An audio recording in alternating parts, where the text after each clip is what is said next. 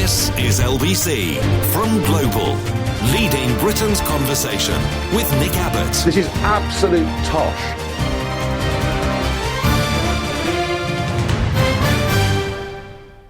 I followed the ministerial guidance at all times. I followed the ministerial guidance at all times. Yes. I followed the ministerial guidance at all times. Again. I followed the ministerial guidance at all times. Sure, that sounds really believable.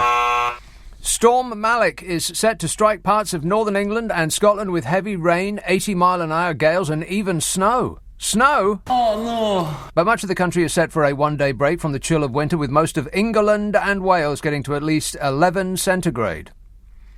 And as centigrade is evil surrender European temperature, I will translate that into Her Majesty's Imperial Superior British temperature by multiplying by 9 and dividing by 5 and adding 32. So 11 times 9 is 999, and divided by 5 is approximately 200, and 200 plus 32 is, well, that's 232. Any fool know that. So it's going to be 232 degrees Fahrenheit this weekend. Can you believe that? No. The warmest weather tomorrow is expected across southern England, which is why it costs more to live there.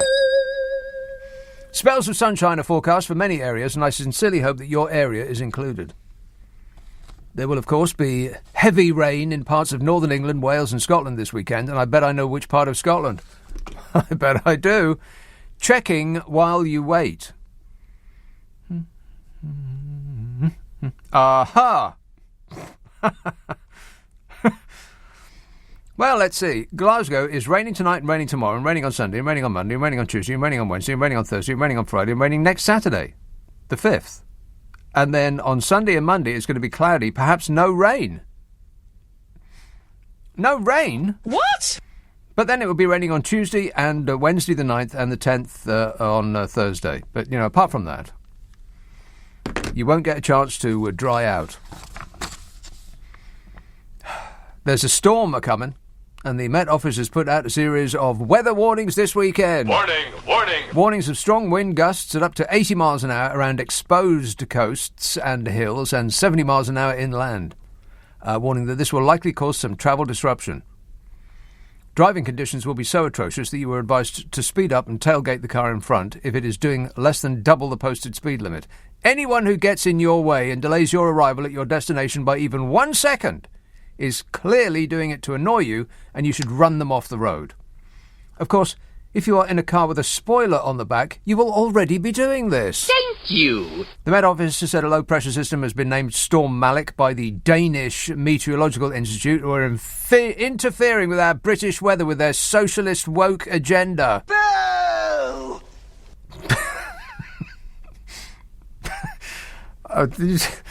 The latest woke war it's so ridiculous, I can barely bring myself to even think about it, let alone say it out loud. But I'll come to that later. Prepare yourself. I'll give you an insight as to how much sense it makes. Yeah, that's a summation. God, what are people like?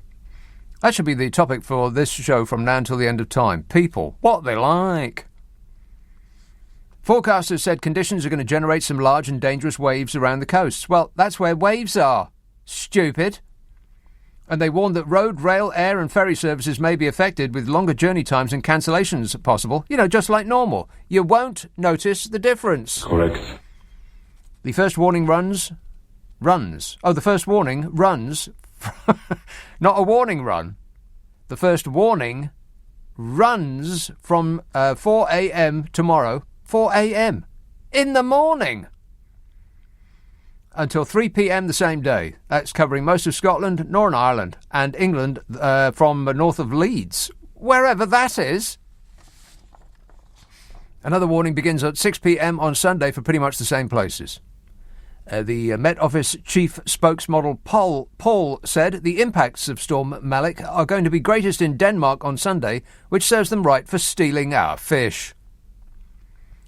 I don't know whether they steal our fish or not, but even if they didn't, it doesn't stop it from being a fact. Affirmative. Sunday, overcast for most areas, with rain spreading into northern and western parts, particularly in the northwest, of course, and sunny spells expected across the southeast of England. Feeling quite cold in the rain and the wind in the north. Temperatures around average in the south, as in rubbish. The start of next week, rain and showers, snowfall over the hills in the north, strong winds, temperatures mildest in the southwest, coldest in the northeast. Would you like to hear the long-range forecast for February? No. OK, first couple of weeks of next month.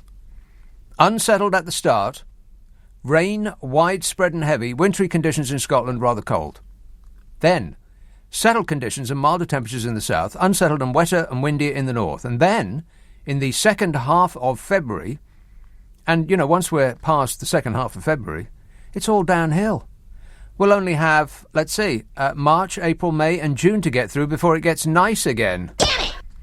So from mid-February, northern areas, especially the northwest, rain, strong winds, a few short-lived colder spells. Southern regions are likely to see warmer, drier and more settled conditions. Southern regions are likely to see warmer, drier and more settled conditions? We'll take it. Andy emails, I dread to think what the inside of number 10 looks like. Princess Carrie's taste is bizarre. Look at the dress she was wearing the other night.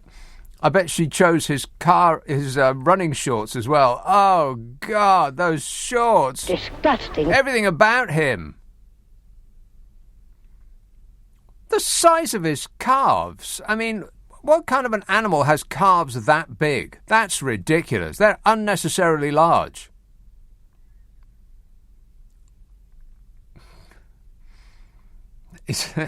Andy says, I bet she chose his running shorts as well. As for Bodger, the inside of his car suggests he is manky. Look up the word manky in a dictionary. I bet that's tomorrow's Wordle. Oh, I am absolutely obsessed with that game, Wordle. Yeah, thanks a lot, whoever invented that. Now I've got no life. I didn't waste enough of my time doing crosswords. Now I'm gawping at a computer screen doing Wordle all morning long. But you know me, I never complain. Whinging and whining and moaning. Anybody get today's? God, it took forever to get today's. Painful. I was staring and staring and staring at it. Finally did it in 6. Only just. Phew, it said, as I got it in the 6th and last go. The whole world is obsessed with that game. Ain't just me. It's a very good game. It's a very simple game, and the simple things are often the best. Ain't that right, Bodge? Exactly. Seriously, though, what does he look like? I mean, ordinarily he looks bad enough, but when he goes out running, ugh. Disgusting. Awful. Put it away, Bodge. Nobody wants to see. Even Carrie doesn't want to see that. Archie texts, Downing Street have been shifting some amount of cake. I think you've misspelt that word at the end there. Somebody surprised Boris at his birthday with cake. Yeah. No, I think that's a misspell. It's a typo. That wasn't cake. Wrong vowel. I mean, anybody believe that that the height of their partying was having a quiz night? No, me either. Strip quiz, maybe. James says Brexit Britain is shambolic. Well, that's completely untrue. Let's go to an expert and ask, how's Brexit going? Brexit's going great.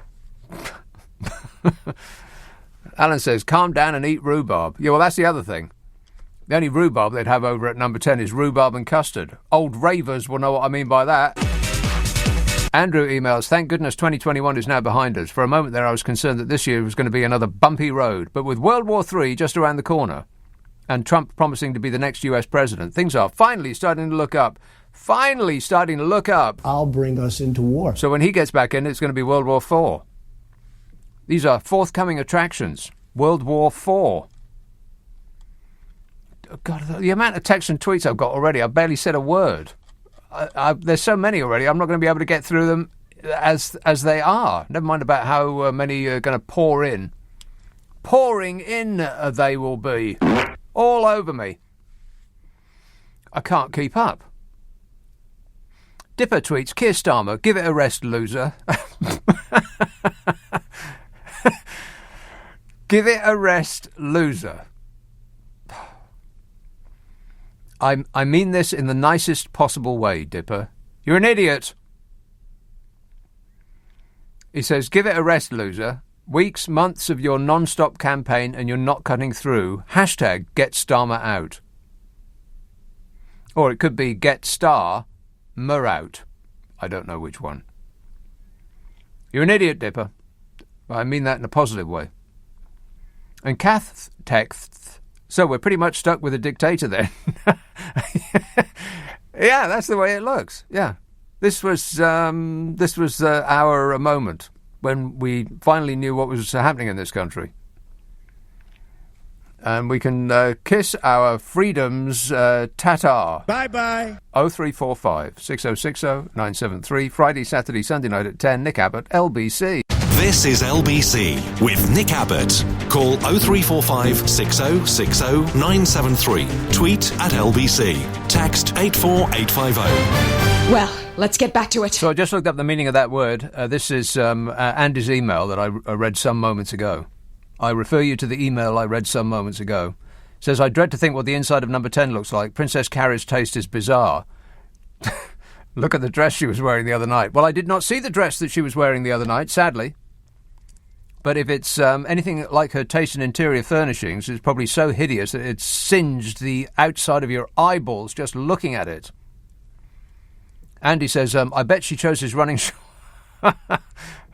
See, now I'm thinking about his running shorts again. Disgusting. Just everything about his attire for running. What is he doing other than taking our mind off the vaunting criminality of this dreadful regime? Giving us something else to be appalled at. He says, as for Bodger, the inside of his car suggests he is manky. And I looked up the word manky in the dictionary. Adjective, informal British, dirty and unpleasant. Well, I think that sounds about right, eh, Bodge? Yes.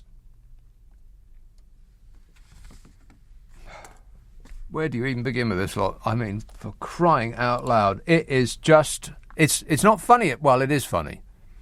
If only we weren't living here and we were pointing and laughing at another country, it would be funny-er. Weybridge, hello, Jennifer. Hello, Nick. Jennifer. Do you know the problem with your programme? What? It's so late and I have to wait until I've spoken to you before I can have another glass of wine. Stop whining. But I've got to say this. Here's my thought on everything. Yeah. Just so I know, it? just one moment, just so I know, when you say another glass of wine, on top of how many already? I'd rather not go into that if you don't mind. Mm-hmm. Okay, then. Right. I was couple of 3 glasses, tonight, yes. because I don't know where to begin about Mr. Johnson. About 6 pints. Go on. Right. But Rowan and Martin's laughing. Mm. Do you remember a bucket of something got thrown over Goldie Hawn? No. Look it up, Nick. I most certainly will do nothing of the sort. Goldie Hawn, the delightful Goldie Hawn, got a bucket of something. Rowan and Martin's laughing. Yeah, I know. I remember that. Yeah. And every week she got thrown a bucket. A bucket Of something. What? What's something? Well, it was SH. And I don't like to say the word. Cow product. Yes, but... They most certainly did not throw a bucket of cow product over the delightful Goldie Hawn. But they did. No, they most certainly did not. Check it out, Nick. I won't. I don't want to, and you can't make me. No, that's true. That's true. But those are my memories. I could be wrong, Nick. Yeah, you could be drunk. Oh, not yet. Not yet, right. I was waiting until I'd spoken to you. Well, I appreciate that. Thank you. I was confused in my youth because that was on a little bit before I was sort of aware of what it was that they were talking about. I'm really old. Yeah, really old. How old are you? There again. How old are you? No, exactly. I'm not telling you. You're But there again, 87 years old. In my lifetime, I have never experienced a worse Prime Minister.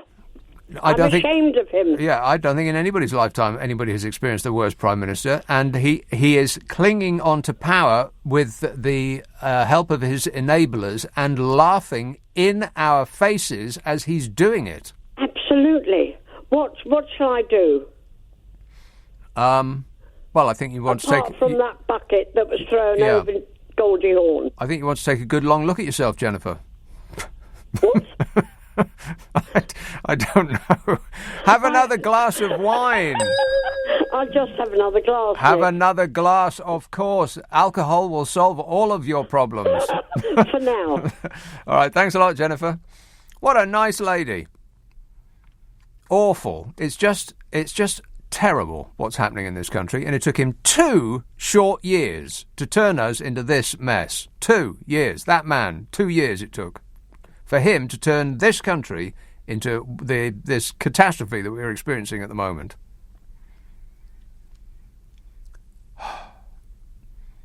Sam texts, have you noticed these Tory MPs get wheeled out for interviews on TV and talk in riddles while repeating the phrase, it's quite clear? Yeah, blatant gaslighting of the population. If I hear that phrase one more time, well, the Prime Minister has made it absolutely clear that, and then you know that what they're about to say next is a lie. The Prime Minister has made it clear that nothing he says is true. Absolutely everything that pops. If he told you what the time was, you would know that it was any other minute in the day but the one that he's just told you. He can't help himself. Pours out of him. And what's infuriating is it's the same lies over and over and over again. Well, Mr. Speaker, we're building 40 new hospitals. No, you're not. You're not building 40 new hospitals. You just keep saying it over and over again. We've got the fastest growing economy in the Western world. Well, if we didn't, then we'd be in a right state because we had the biggest economic crash of any country in the Western world. He doesn't mention that part, does he? I got all the decisions, all the major decisions right. How he can say that with a straight face is beyond me.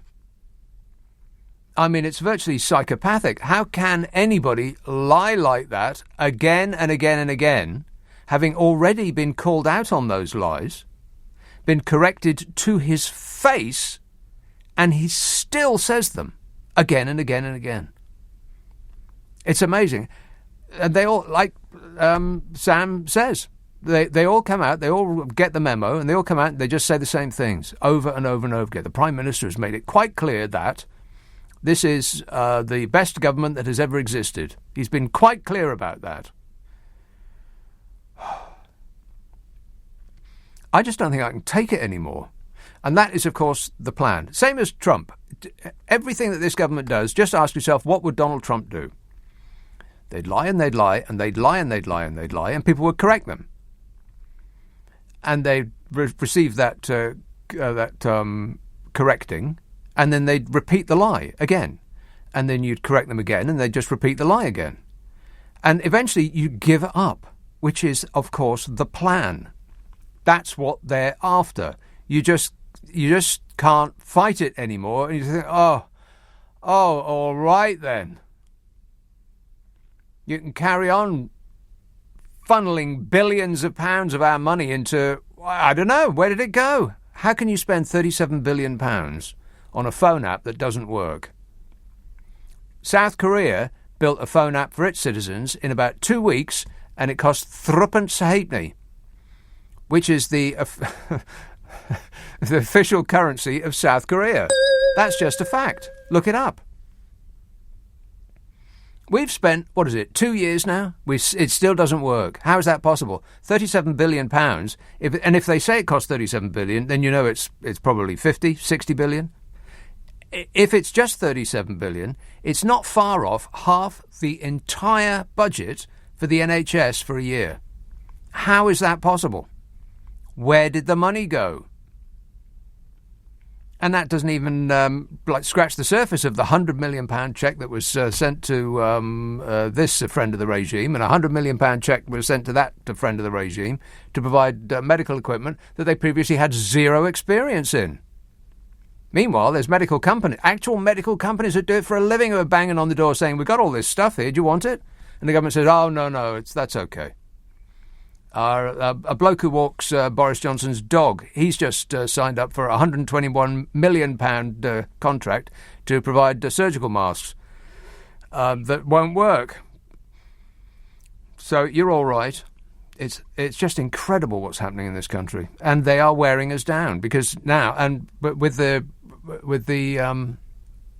assistance of the usual suspects, the offshore billionaire foreign-owned press, they are beating us into submission. This is not what the public want to hear. I mean, how many times have you heard that? And of course, their fans, their cult fans, who are all in, digging their heels in. The people that up until recently were saying, oh, leave him alone, he's doing his best. Well, even they can't come up with that anymore. So now they're swerving that and going straight to, well, this is not what the public want. What the public wants is to hear about the vaccine rollout, to hear about how we are number one, global Britain, all of that nonsense. They're beating us into submission, and it's working. Because the public can only take it for so long. And that's the part of the word news that is the most important bit. New. This isn't new anymore. It's the same old story. And so we get bored. People just get bored. Oh, are you still going on about that? God, it's painful. So he is going to get away with it. All he has to do is just drag it out for a couple of weeks and people won't want to hear about it anymore. Calm me down. I didn't think I was going to get this angry, but gee. And they claim to be guided by their faith. Really, it's a pretty weird faith. When all of their actions would put them at the very top of God's to smite list. 0345 6060 973. Text 84850. Email nick@lbc.co.uk. And if you're on Twitter, it's @LBC. This is Nick Abbott on LBC, your all-day happy station. It's just after 10:30. The news headlines with Zora Sullivan. Nick Abbott on LBC. Call 0345 6060 973. Oh, hello. Kenny texts, I'm not a Boris fan, but I thought his I don't know who ate most cake comment was really funny. Well, if by funny you mean ironic, then yes. I mean, pretty rich coming from a bloke who looks like he's made entirely from jelly. When he's in his running attire, it looks like a burst sausage is going for a jog. Manatees are looking at him going, God, have a salad once in a while, why don't you? Howard texts, it wasn't Goldie Hawn, it was Judy Kahn in her repetitive Sock It To Me sketch. Suck it to me, suck it to me, suck it to me, suck it to me. Yeah, they didn't put a bucket of ordure over Goldie Hawn. They wouldn't dare. She was America's sweetheart, probably still is, even though she doesn't actually look like Goldie Hawn anymore. I saw her in something recently, and I was surprised to learn that the person that I was looking at was Goldie Hawn. I think it was a film with somebody, almost certainly somebody else as well. If that clears it up for you. There was somebody in it as well. That really nails that film down, doesn't it? No. Yeah, Goldie Hawn was in there, but I think for actresses, I guess it's because we know what she looks like before. If we had never seen Goldie Hawn when she was younger, then the way she's arranged her facial features now, or more accurately has had someone arrange them for her, it just looks wrong. Maybe if we didn't know her before, then we just accept her for what she looks like. But I don't know, all the character has gone out of her face, and she looks like somebody else, somebody kind of like weird and alien-like. A little bit alien-like. But, you know, you can't tell them because they think that that's the way to maintain their careers, I suppose. And, but that's Hollywood. Hollywood, even weirder than here, if you can believe that. Edward says, I was wondering how your teeth are lately. Oh, God. Well, I'm poking it with my tongue as I speak. If that helps my diction. Remember I'm saying when I poke it with my tongue? I said, can you understand what I'm saying when I poke it with my tongue? He says, I had root canal treatment the same time you had your tooth extracted. Last week, my wisdom tooth gave me enormous pain, and when I saw my dentist yesterday, she asked me if I would like it saved or extracted. I said, I'll have it removed, because if that's good enough for a superstar like me, then it's good enough for him to follow the fashion that I set. Plus, you never complained when you were in pain. Well, you know me, I never complain. Whinging and whining and moaning. No, I've got to go see the dentist this week. I paid £1,500 to have this tooth kept in my head. And I know what he's going to say. He's going to say, well, if you're still complaining, we'll take it out. It'll cost you. My car costs less than this tooth in my head, and he's going to take it out and throw it away. Can you believe that? Merseyside. Hello, Jane. Hi, Nick. Just wanted to say, wasn't it that show that ended with Goodnight Dick? With Goldie Hawn in where they got the water dust all over the heads and things. It was, it was a Ronan Martin's laughing, and as I was saying to that, as I was saying to that nice lady who just called, I was a bit too young when it was out on TV, and I could never figure out what the end was. It was the sound of one person clapping slowly. I realised later. I think it was meant to be a comedian show. Yes. But it wasn't meant to be a comedian's show. It was a comedian's show. It was full of comedians. Yeah, it was sometimes. Let's face it. Very interesting. And it was only sometimes comedic. Yeah. But I wanted to talk about people going on about people's homes. These people, I mean, some of them bust your door down to get into your home these days. Who does? They don't. Lots of people bust your door down for different reasons. People bust your door down? They're not even invited, Nick. Who are these people busting your door down? Oh, there's lots of nosy nanny state people want to know how people are living. Name one. Name one person that's busted your door down. No, do you remember Katie that worked on LBC that believed in freedom of speech? When you slagged in the paper her house down with a red carpet. Jane, what are you talking about? Who has bust your door down? Name the institution that's bust your door down. She lost her home. Jane, who has bust your door down? What are you talking about, woman? Actually, the police were going to... The police bust your door down. Well, then I can't comment on that because, we can't comment on any matters in that regard until Sue Gray's report is released. That's just a fact. You're making no sense there, Jane, but it fits right in on this show. I was up your way just the other day, Jane, and I did consider busting your door down, but thought there's absolutely no reason why I should be doing that, so I didn't. I went to Tate, Liverpool. They have some excellent things in there, even though half of it was shut. Kathy texts, I hope Steve Allen ambushes you with a cake so you don't have to go hungry again tonight. Yeah, where's my cake, Steve Allen? Sitting here starving. Thanks a lot, Steve.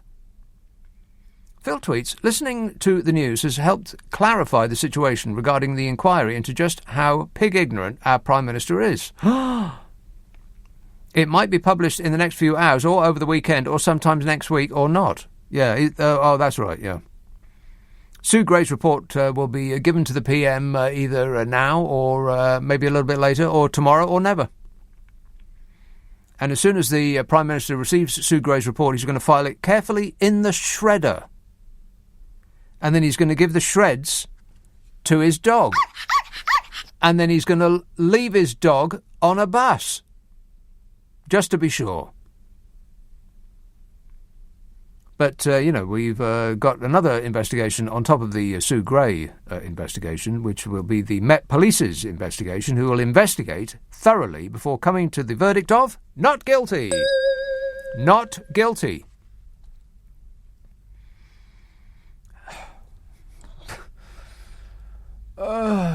Wigan. Hello, Barbara. Nick, how are you? I am great, mate. Right, Nick, you're really letting me down tonight. Oh, no. The ones who would be Queen spent £500,000 on her private little jet going to Australia. I know. You've not told us about that yet. Well, give us a chance. I've only just begun. Sing. You've only just begun. Oh, no, okay, I was kidding. Yet the Brains Trust hired a personal plane for her own self for £500,000 of your pounds. You believe that?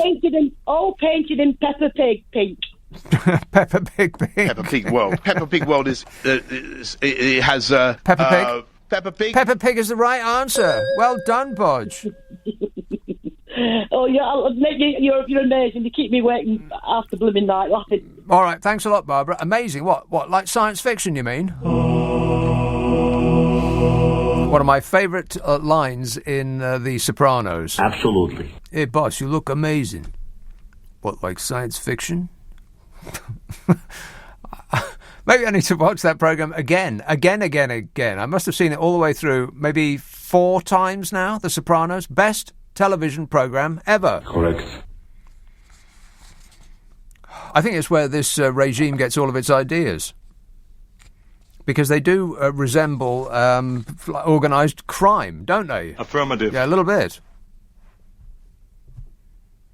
Bruce emails, I have it on good authority that when the Sue Gray report is released, King Charles III will declare a public holiday. We're never going to see it. We are never going to see it. Nothing will ever come of any of this at all. Boris Johnson will continue in his post. His fans will be just giddy with delight. They'll be dancing in the streets because he's doing his best. And he's going to be our next leader and the leader after that and the leader after that. We're stuck with him now forever. He's going to start putting pictures of himself in town squares, 3 stories high. We're all going to meet in that town square at 6 o'clock every morning to declare fealty to the dear leader. In Bodge We Trust is going to be printed on our money. Peter takes, this stinks. It seems obvious to me that this is a stitch-up between the Met Police and the government. It's designed to take the sting out of the Sue Gray report and try to solve Bodger's bacon. Bodger's bacon. Peppa Pig World. Yeah, that's where you get Bodger's bacon. Peppa Pig World.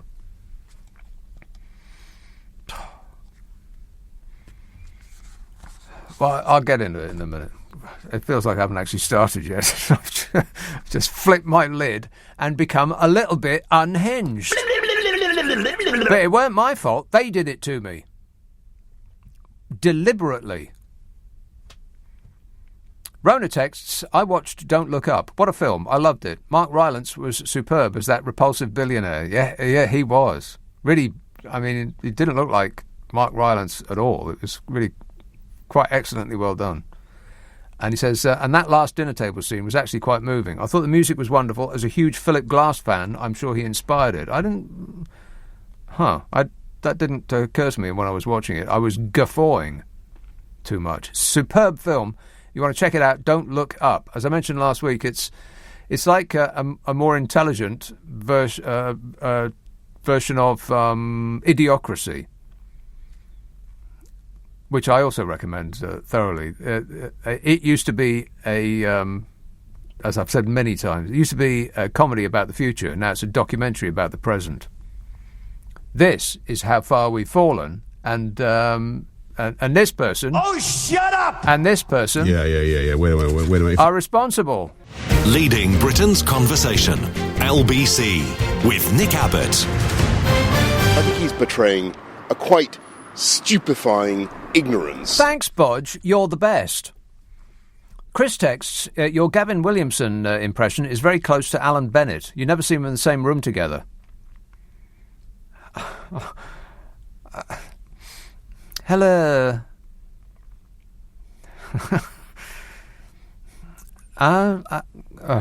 Can't do it now. I'll tell Vladimir Putin to shut up and go away.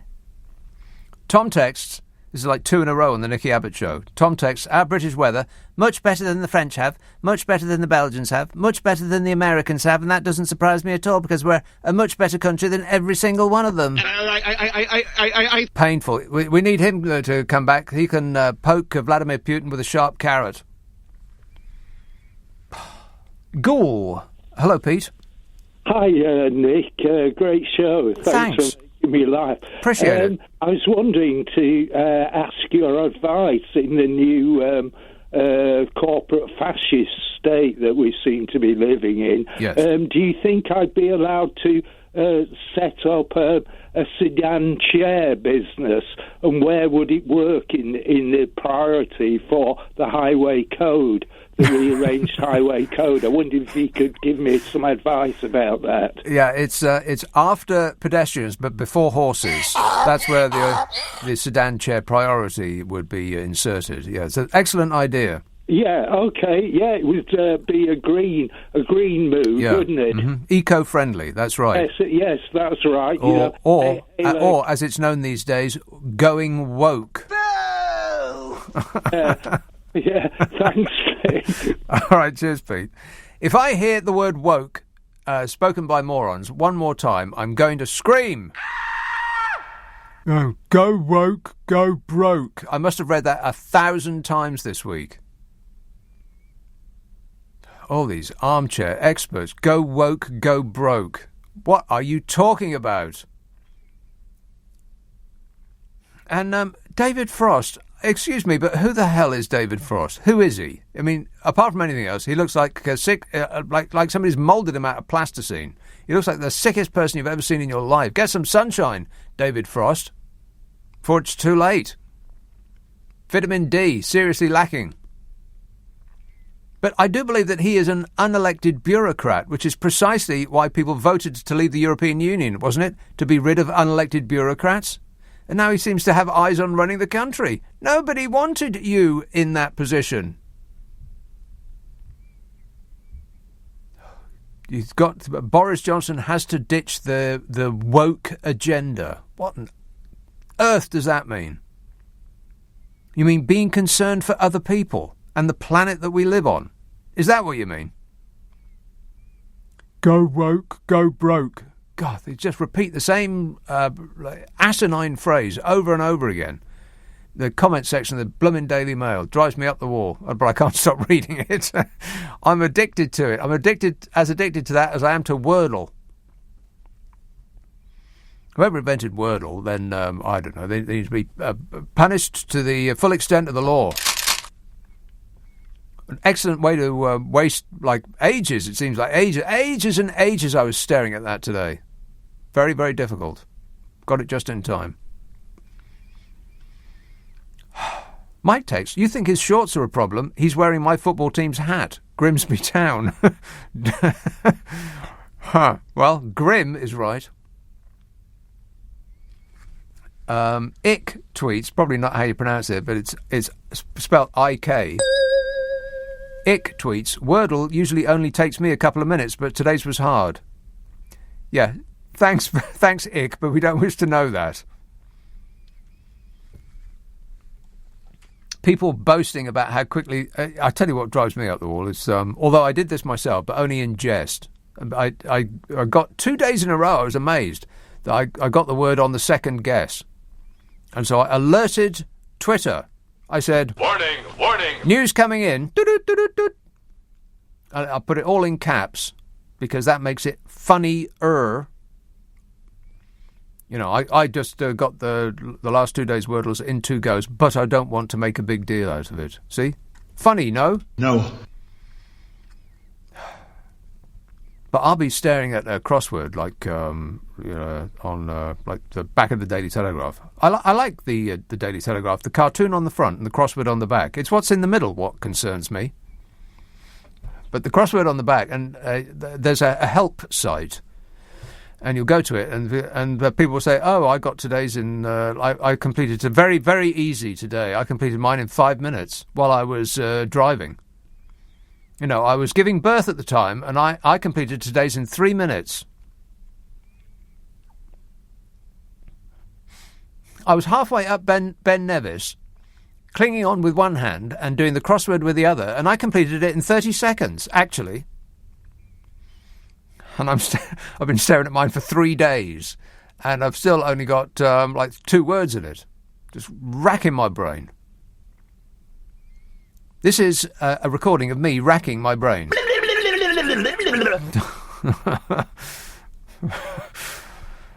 I'm going to start just posting messages to websites like that. Oh, today's so easy. I got it in 15 seconds.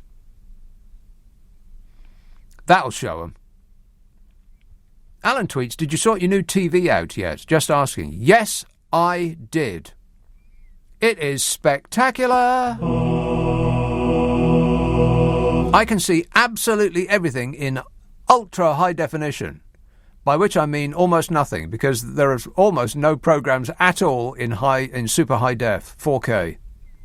I mean, it's been around for, 50, 60 years now? It seems like forever. And nobody's putting anything out in 4K. You got the David Attenborough show, and that's it. Blooming rubbish. that TV's going back. You'll have to prize that television out of my cold, dead hands. Matthew tweets, the current weather is the good weather. Hot weather needs to stay away. Stop complaining and enjoy the cold. Well, there's nothing good about cold, you idiot. And I mean that in a nice way. This is not the good weather. This is the bad weather. Foolish person. Penny texts, my MP, who is also a shadow minister, posts her wordles on Twitter every day. Well, you should tell your MP to stick it, Penny. In the nicest possible way. East Yorkshire. Hello, Mike. Hi, Nick. How are you? I am great, mate. Good. You've got to give Johnson some credit this week, because this is the biggest dead cat that there's ever been. The super redacted Sue Gray report that comes out will have them arguing about the redactions for at least a week, with completely distracting from what the report's actually about. He will be able to say that under instruction from Her Majesty's Police Force, we are unable to bring you details of what it is that Sue Gray's report has revealed. We can't actually even tell you if there is a Sue Gray report, or, in fact, whether Sue Gray really exists as a person and not just a concept. Exactly. We're talking about British justice and natural justice, and the fact that these redactions have to occur. It will go on and on and on and on, and distract totally from the reality of it. It will go on. It will go on long enough for people not to want to talk about it anymore. Which is, and we're moving into that area, like through like we're sort of going through a cloud of mist, or those plastic strips of that they put in doorways to keep flies out. You know what I'm talking about? Those multicoloured plastic strips. They used to have them in shops in Soho. Disgusting. Fly screens, yeah. Yeah, the fly screens, yeah. Where this entire population is moving through the fly screen of ennui. Like, we just don't care anymore, because this is like old news. We want new news, new things to get excited and angry about. I mean, we've had the dogs from Afghanistan again this week, but that's got completely wiped out with the Sue Gray thing and the police and the Met.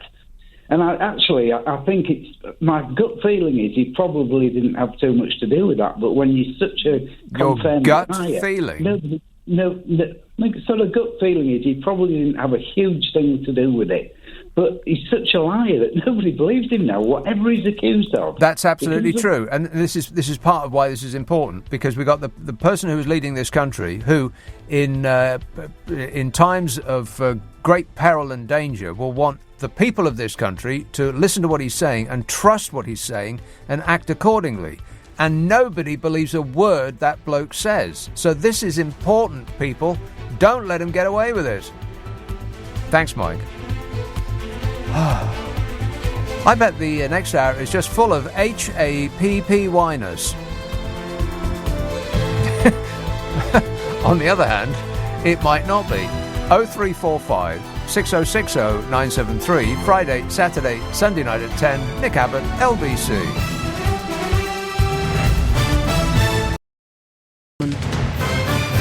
This is LBC from Global, leading Britain's conversation with Nick Abbot. Hello.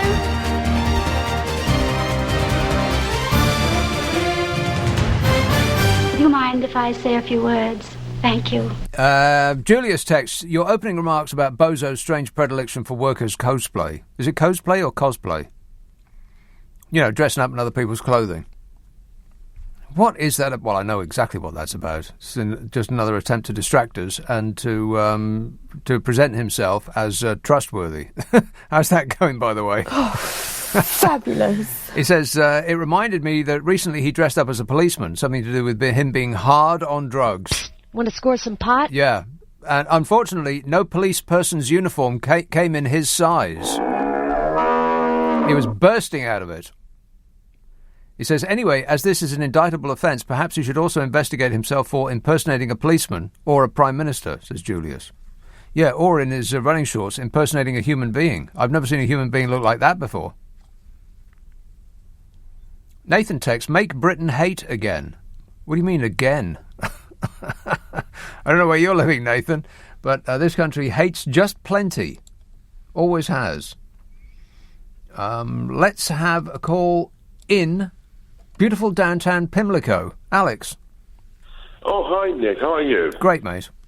Hi, Nick. You mentioned this 2 years already, as Boris Johnson become Prime Minister, as this country become mess. Yes. What I can see is direction he taken us, Britain, to almost become like a Turkey, or like Azerbaijan and Aliyev, or Russia like Putin, or supreme leader in Iran, or Brazil, because all country is government is corrupt and police is corrupt. There's I think you're missing the big one.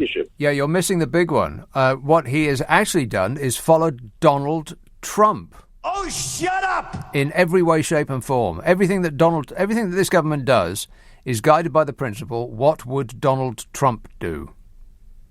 Yeah, but unfortunately, sometimes people thinking this is funny. It is not funny. If it's not funny. It's incredible. He died every single day. He's lying. Yeah. It used to be funny, but that joke's not funny anymore. He misleading everybody. I mean, he thinks it's funny. It's not funny. Well, he's basically treating people with contempt. Which is funny to him because he's getting away with it. Always has done. His entire life. Okay. The public need to wake up, smell their coffee, and kick him out, to be honest. Right. Okay, wake up, sheeple. It's later than you think. Thanks a lot, Alex. 51 weeks in jail for you. Paul tweets, I have a brand new 3-word slogan, get Boris gone. David says, even North Korea are looking at us and blushing. Billy says, Johnson must smirk himself to sleep at night and then wake up laughing. Yeah, exactly right. They do wake up laughing. they must think, they just must not be able to believe quite how easily it is to be getting away with it. Quite how gullible just enough people are that they can continue to get away with it. And I bet that if there was a general election tomorrow, people would still vote him back in because, I don't know, they want to avoid chaos with Jeremy Corbyn.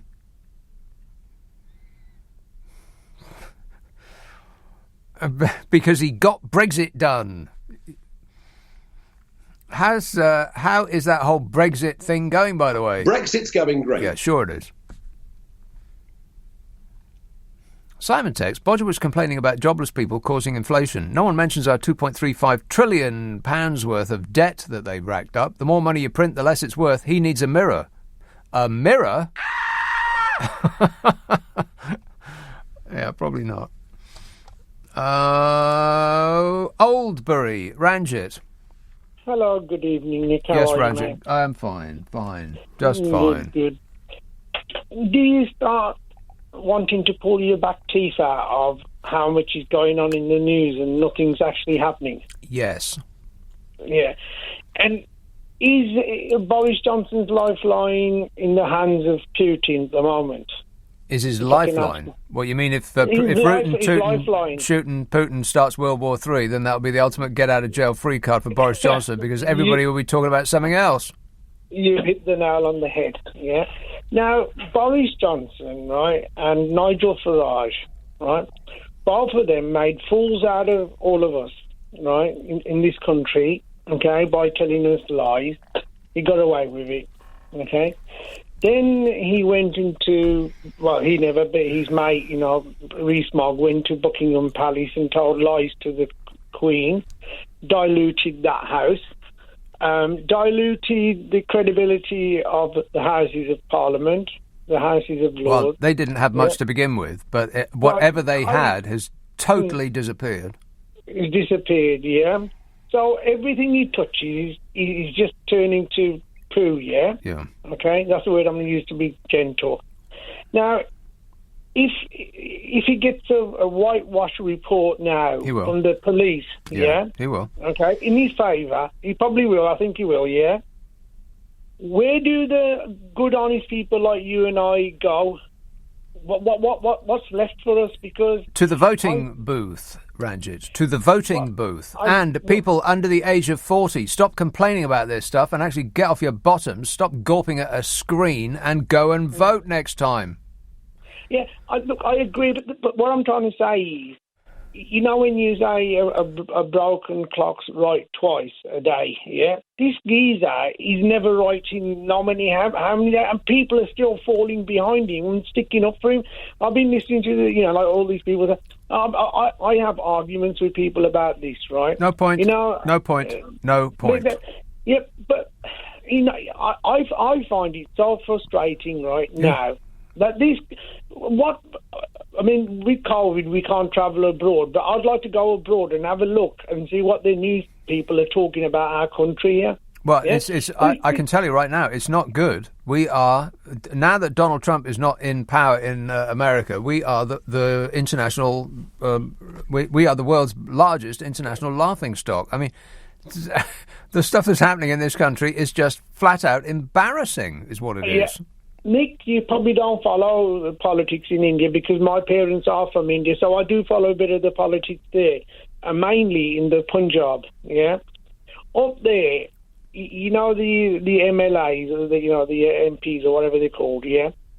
It's which party are they going to join tomorrow, right? That's the biggest democracy in the world, India, is the biggest corrupt democracy in the world. Now, Boris Johnson, because of the population here being about 70 million, is nowhere near what he can do. But percentage-wise, yeah, he is trying to corrupt this country so badly.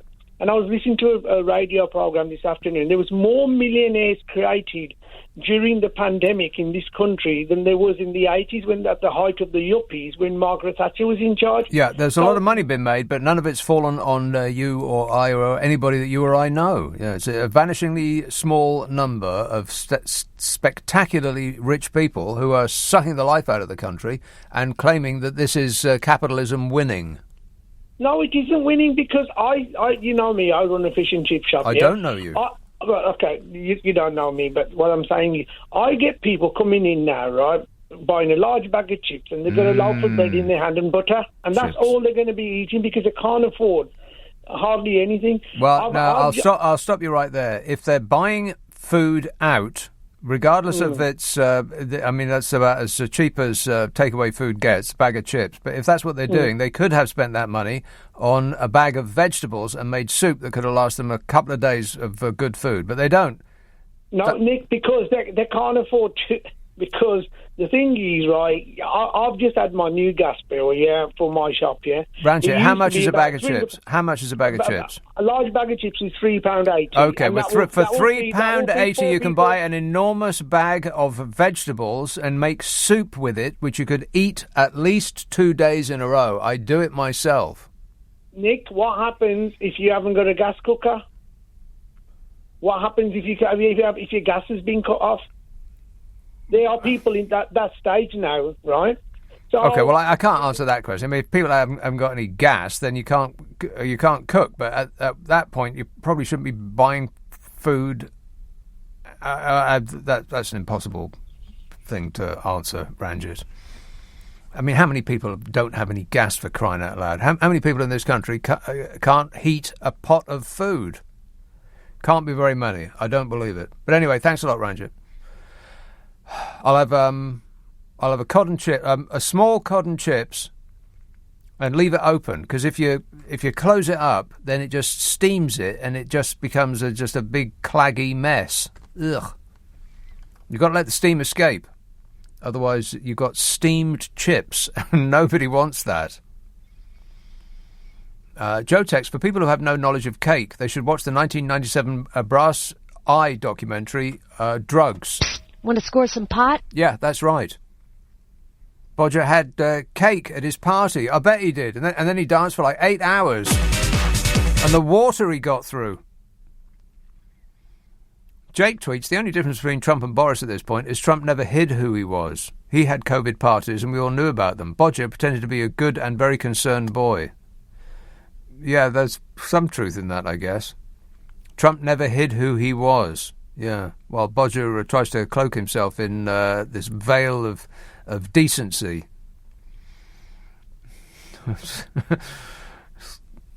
Doesn't look believable to my eye. Billy texts, Nick, difficult questions, who's worse, Boris or Donald Trump? Yeah. I mean, the thing about Donald Trump is, as I just said, he doesn't pretend to be anybody else. So maybe he's actually I can't believe I'm about to say this. Maybe Donald Trump is a better person than anybody would be a shocking statement right now. He's not a nice person. Donald Trump is not a nice person. See? When they tell you, pay attention. 0345 6060 973. Every now and again, he'll tell you something that's true. I'm a person that wants to tell the truth. I'm an honest person. Apart from that. Nick Abbott on LBC. Call 0345 6060 973. Hang about, Nick. Listen. Now, what I'm trying to say to you is this, Nick, right? Let's have a call in Harlow. Tom, Harlow. Hello, Nick. Hello. Hello, how are you? Hello. Yes, Tom. Hello. Yes. Hello. Hello. I just wanted to say that after all of these repetitive stories in the media regarding us, America, there's one simplification I've made. And I just made that word up, about the whole thing, right? Yeah. One thing that America needs to do, and one thing that we need to do. America needs to stop electing people that were born in the 1940s to lead their country through a crisis. Right. And I know that sounds horrible, but I will back that up. And we need to stop mirroring that, but in the image of the class system, to believe that they are the only people that can run countries. Yeah. Can we have a fewer people who went to Eton in positions of power in this country? Just a couple would be nice. I don't understand how we got to a point for so long to believe that people that went to Eton could understand the life of everybody else that didn't. I don't understand how that became such a broadened thing in our mind to trust these people. I'm not saying previous prime ministers have failed. It's the class system. We are riven with it. We are a nation of cap doffers. To anybody what talks posh, we will genuflect. You're better informed than I am. I don't know anything. It doesn't matter how stupid they are. It doesn't matter how asinine their pronouncements. If they say it in an upper-class accent, we will assume that they were born to lead us. That's who we are in this country. I believe that too, but I think with Mr. Johnson, as we would like to call him, I think he won up that. He was of that calibre, but became a lovable celebrity for our tenure of politics that, quite frankly, the idle person didn't really know what he did. I don't believe that a lot of people could name a single thing he ever did to improve life. He just made someone laugh from the internet. Yeah, he's the funny bloke off the telly. It's painful for me. It is, yeah. I am actually physically in pain at the moment. I just don't think I can stand it anymore. It's just got... and that's going to be the feeling throughout the country, that we just can't stand it anymore, so we don't want to hear about it anymore, we don't want to talk about it anymore, and by extension, he will get away with it. One thing I don't get about him, though, is that, in my opinion, I think he, in terms of earning money, I think he pulled the wrong move. He's a politician, he gets a set wage, and I think he could have made far much more money as a touring comedian. Not just him, but several members of the cabinet, because sometimes when I look at them, I think the satire is genius, except this is actually the life we live, this is reality. Yeah. And sometimes I look at the speeches and the things they say, and I just think that would be so funny if it wasn't real, you know? I think that, I know you're making a joking point, but he does complain about the amount of money that he earns now. How on earth can you get by on only, I can't remember exactly how much it is, 180 grand a year or something like that, and all your expenses paid for to the tune of about £250,000 a year, something like that. How on earth can one man live on only 300,000 a year with absolutely everything free? Everywhere he goes, it's free. His travel is free, his food is free, his booze is free, his socialising is free, his holidays are free, everything is free. And he still can't bring himself to admit that he's well off. He's always complaining. Whinging and whining and moaning. But it's a small privation that he's going to have to go through before leaving office, and at which point he will be buried up to his eyeballs in money. Any amount of money that he would have been able to earn on the private sector by skipping politics entirely, by just resting on his laurels as the ex-mayor of London, pales into insignificance with the amount of money that he will earn after office, as long as he does it on a perfumed cloud of glory. If he is kicked out in shame, then that will be an impediment to his ability to monetize his position. But as long as he can leave on some sort of terms that he can dictate, then he'll be richer than Tony Blair. He'll make 100 million in 5 years, probably tops. Tom, I've got to go, but thanks for that. Pam tweets, just when life was great on state benefits, they want us to take up slave labour. What? 20-hour shift work entails working days, evenings and weekends with 7 days' notice. Nurses think they have bad shifts. Some people are better off on free state benefits. I don't know what you're talking about, Pam. What are you talking about? Sue says, Cummings was questioned by Sue Gray on Monday, and he had photos, I heard. Has he and his photos been seen since? He's been dealt with great vengeance. Sue says, he said he has more. Where are they? I don't know, Sue. V texts, yet there is 40% of the British population that totally believe him, and I think it's worse than him lying in a way, the country of idiots. What? Shall I read that again? No. Yet there is 40% of British population that totally believe him, and I think is worse than him lying in a way, the country of idiots. Right. Okay, well, first of all, to take the first part of your argument there, V, 40% of the British population do not totally believe him. I can't remember what the exact number is, so I'll make it up. I think the last survey that I saw was about 20% of the British population that believe that Boris Johnson is telling the truth in every way, shape and form. 20%. And those 20% need their heads examined. By a trained professional with a microscope or something and a hammer. And as for the rest of your argument there, V, I have absolutely no idea what you're talking about. Can I interest you in some punctuation? Smeg tweets from one of the white goods in your kitchen. It's probably a fridge. Fastest growing economy in the EU, Mr. Lefty, and then an emoticon of somebody, of like a round yellow thing, crying, laughing so hard he's crying. Fastest growing economy in the EU. Yeah, the part that they always forget to say is that we had the biggest crash and the highest excess death rate of any country in the EU. So we're coming from a much lower start. So, of course, we have the fastest growing economy in the EU, but I don't think even that's true.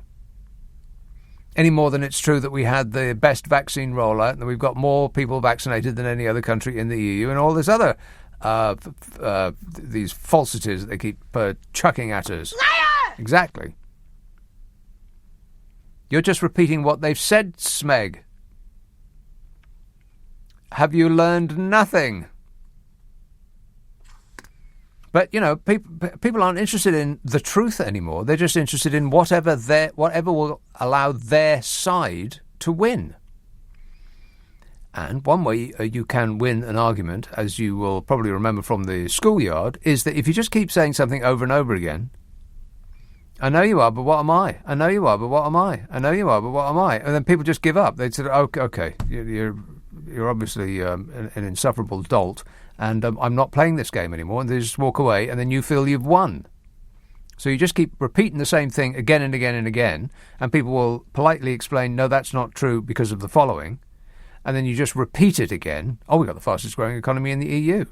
No, you don't. That doesn't really... That's if indeed it's true, which I don't believe it is, then it's only true because you have to put it into context. The context being that we had the biggest economic crash. So it doesn't actually say much if it's the fastest growing. I mean, if you start with £10 and you grow that £10 by 10%, then you've got £11. If you start with £1 and you grow it by 200%, you got £2. Which would you rather? The slower growing £11 or the faster growing £2? But people aren't interested in context. They're just interested in winning. And the shortest route to winning is the most preferable. And that is usually a 3-word slogan. 4 at most. And if you really have to, then a short sentence. But just something that you can repeat again and again and again until your adversary gives up and goes away. And then you will have won. Let's see what they've won this week. Nothing. But they still feel like they've won something. They get their pleasure wherever they can get it, by getting one over on the other side, even if it ruins their own lives while they're doing it. That's irrelevant to them. Like for instance, voting to leave the European Union. It's made us all poorer. It's made all of our lives more difficult, and yet pretty much half the population still thinks they've won something. And you ask them what they've won, and there's this big pause, and they say, sovereignty. They just desperately try to remember what it was that they were told over and over again would be the benefits of leaving the European Union. Come to find out that it wasn't Project Fear, it was Project Fact. That none of the benefits that were promised have come to pass. And it hasn't even got as bad as it's going to yet. A longer queue to get to France than the trip between here and France. Great. Thanks, Nige. You're the best. 0345 6060 973. Text 84850. Email nick@lbc.co.uk. If you're on Twitter, it's at LBC. Oh, look, it's just past 11:30. The news headlines with Zora Solomon. This is LBC with Nick Abbott. I enjoy working with people. Yes, sure, why not? 0345 6060 973. James texts, the people elected by the public tell us, the public, what we aren't interested in knowing. That's right. They do. When quizzed by some eager journalist, the minister of the day will tell that journalist that the question, the topic of the question asked, is not what the public want to know. What the public actually want to know about is, and then they reel off the vaccine rollout and the world's best economy and, on and on and on. And they all say the exact same thing, as though we can't compare and contrast between one minister and the next, all saying precisely the same, like automatons. Affirmative. And they don't hide it. They don't actually change the wording. They just repeat it by rote. They're not even trying anymore because they don't have to. They're continuing to get away with it, so they're not even making an effort anymore. That's the contempt in which they hold us. Jennifer tweets, pity we can't impeach Johnson. And Sean says, I think I'm losing my mind listening to some of these knuckle-dragging boneheads with the IQ of a walnut whip continuously defending the monstrosity in number 10. Walnut whips. So yummy. Do they still have a walnut in a walnut whip? Because they used to have one on the top and inside, and now they only had one last time I looked. And I bet it's got smaller as well. But you know me, I never complain. Stop whining. 0345 6060 973. Let's have a call in Ealing. Hello, John. Hello. John.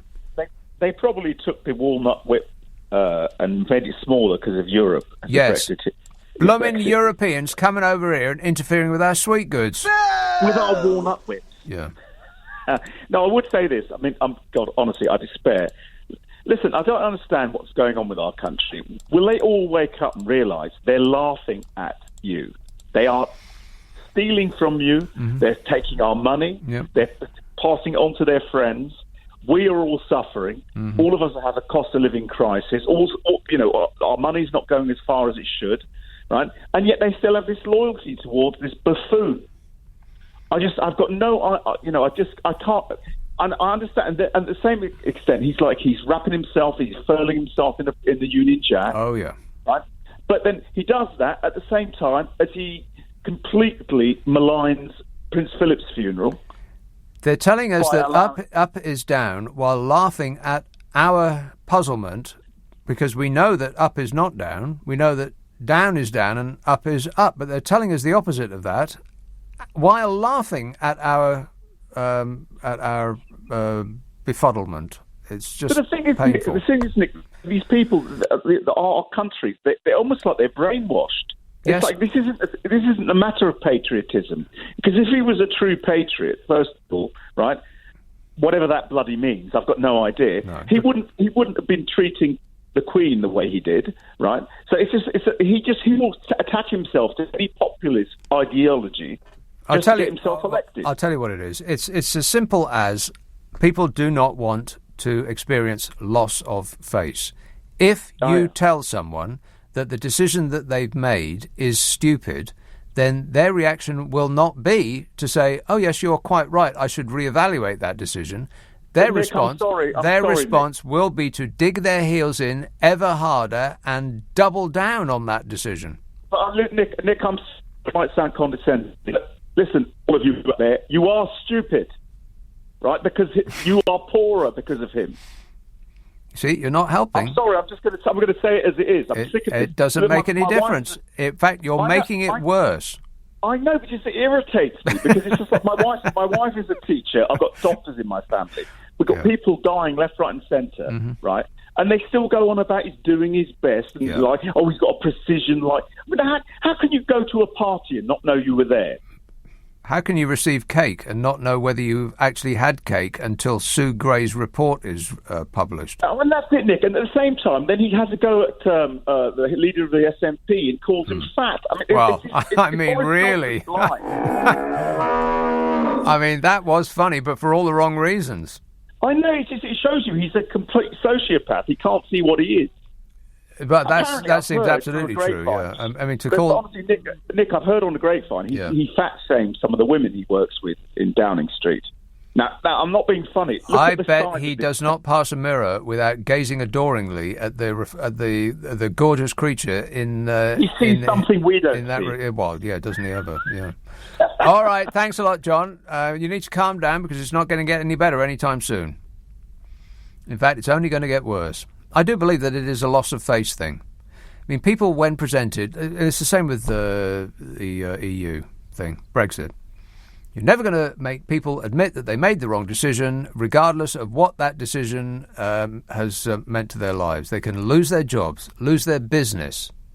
They can be thrown out onto the streets in destitution, and they will still say, well, thank goodness that we're not in the European Union anymore. And you will ask them why, and they'll say, democracy? They'll never admit having made a mistake because it's too much loss of face. They'll just dig their heels in. I bet that Boris Johnson's fans can't wait to vote for him again because it will be one in the eye for the other side. Doesn't matter if you lose, as long as the other side loses too. That's the important part. And it didn't used to be this way. I don't know whether it actually did happen 2 years ago when Boris Johnson took over and the Trumpification of this once great nation happened really, really rapidly. I don't know whether he is. His leadership was actually the start of that in this country. But it seemed to be somewhat coincidental. If it wasn't him personally, what done it to us? Actually, we did it to ourselves. Everything that ails society, everything that is wrong with the planet is our fault. I mean, you can say that, what power do we have? We have no power. We're just the little people, not leprechauns. But it's all our fault. We could fix it. We could. Young people, you could have fixed it. This didn't even have to happen. None of this needed to happen. But young people refused to go and vote. Why? You tell me. Because it's so boring. Oh, I'm just bored. I don't want to. Older people, those over the age of 60, nothing would have stopped them. Storm Malik would have been blowing their house down, and they'd have left their home and crawled there to vote. But younger people couldn't be bothered. Why? Because, I don't know, they're all the same. Morons. We're surrounded by morons. And so what do you get? You get to go on a march and hold a placard. And you get to glue your face to the road. Because, that'll work. You should have voted in the first place if you wanted a change. And not just said, well, they're all the same and can't be bothered. That's exactly what they sound like, by the way. I've spoken to young people, and they all sound like that. It's a fact. And we only deal in facts on this show. Correct. 0345 6060 973. Mary texts, I'm amazed. People are surprised by Carrie's poor choice of interior design and clothing. You only need you only need to look at her choice of man to see she has no taste at all. Staggering, says Mary.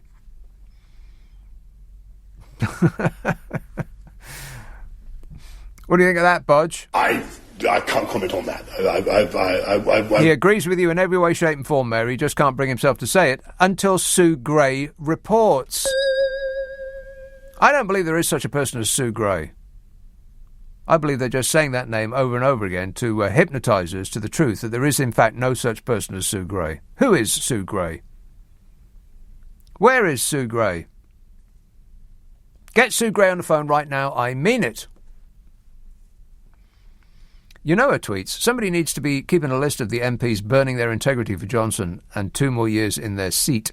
Many know that they are rank average and wouldn't be on the gravy train without the super corruptors' media backing. Completely correct in every respect. We need to be taking notes. All of his enablers, they should not be allowed to get away with it. Do not forget who stood up for this. And make your decision in person in the voting booth next time around. No excuses at all. And I bet we get the same turnout next time around as we did last time. I bet there's not a single solitary difference in the demographic makeup of the voters of this country. Everybody, 100% of those over the age of 60 will go and vote, and they'll all vote Conservative, apart from one person who is at this moment calling me up to yell at me. I'm over 65 and I voted Labour my whole life. There's always one. Every other person over the age of 60 voted Conservative last time and the time before, and they will next time and the time after, regardless of what that decision has done to their lives. What's weird, what's really truly weird, and it blows my mind, is that poor people are more likely to vote Conservative than rich people. That's actually true. If you do the A, B, C1, C2, D, E, C2, D, E, the poorer end of the scale, are more likely to vote Conservative than the A, B, C1s. the so-called, the richer end, those well off, which just blows my mind. I mean, talk about voting for your own demise. In what parallel universe does that make sense? It's just staggering to me. Explain it to me then. I double dare you. I mean, how has something of the order of 2/3 of the time since the Second World War the Conservatives have been in power? And how's that worked out for you poor people so far? Oh, fabulous. Are you still poor? And you still keep doing the same thing over and over again? Because that'll work. 0345. You know, if I didn't have this show, I'd be yelling all of this probably either at the television or out the window. I'd be haranguing the foxes in the garden. Oi, come over here and listen to this. Stop having hot fox relations with each other. Disgusting. And pay attention. God, they don't half make a racket, don't they? It sounds like, it doesn't sound like they're enjoying themselves. Maybe they should do something else. 0345 6060 973. Maybe they're doing it wrong. Well, see, now there's a thought. Stupid foxes. You're doing it all wrong. 0345 6060 973. It's an educational show, this, isn't it? No. Friday, Saturday, Sunday night at 10. Nick Abbott, LBC. Nick Abbott on LBC. Hi, honey. How are you? I'm super. Thanks for asking. Alan texts, the Met is pure dead cat bouncing to say big dog and is despicable. Yeah, well, I don't know if I've got the strength to go through that. I've got detailed files. I might talk about cartoons after the news. There's another thing for people to get very, very angry about. What? Yeah, apparently. Cartoons are now making people angry, if you can believe that. That's our latest distraction. Getting angry about cartoons. Sheffield, hello, Paul. Evening, Nick. Thanks for taking my call. Paul. It's something that may have, I'm not sure if it's flown under the radar, but, you know, in respect to the fact that people have now got 4 weeks to choose a job in their chosen profession. If not, they'll have to find something else. And what I've found, I've been listening to LBC, a lot of your presenters are saying, well, then they can go into be a carer. And I'm thinking, so what does that mean? Does that mean that a road worker can't get a job, a crane driver can't get a job, but you can go in and look after old people? And I think I've been a nurse for 30 years. I've worked with nurse assistants, nurse auxiliaries, carers. And I think it's not something you can just go into. No, but I'd imagine you'd have to be the right kind of person. I mean, I, for instance, would be the wrong kind of person. Yeah. Well, I'm not. That's quite indisputable. Sure about that, Nick. I don't think you would be, Nick, to be honest with you, because I listen to you a lot. I know, despite being left-wing Nick, some people call you. Yeah, but I'm not, though. I'm left-wing on some issues and right-wing on others, and right down the middle on quite a lot. Yeah, but my point is, why do we treat our elderly with such disdain? I.e., well, you want to know the answer to that?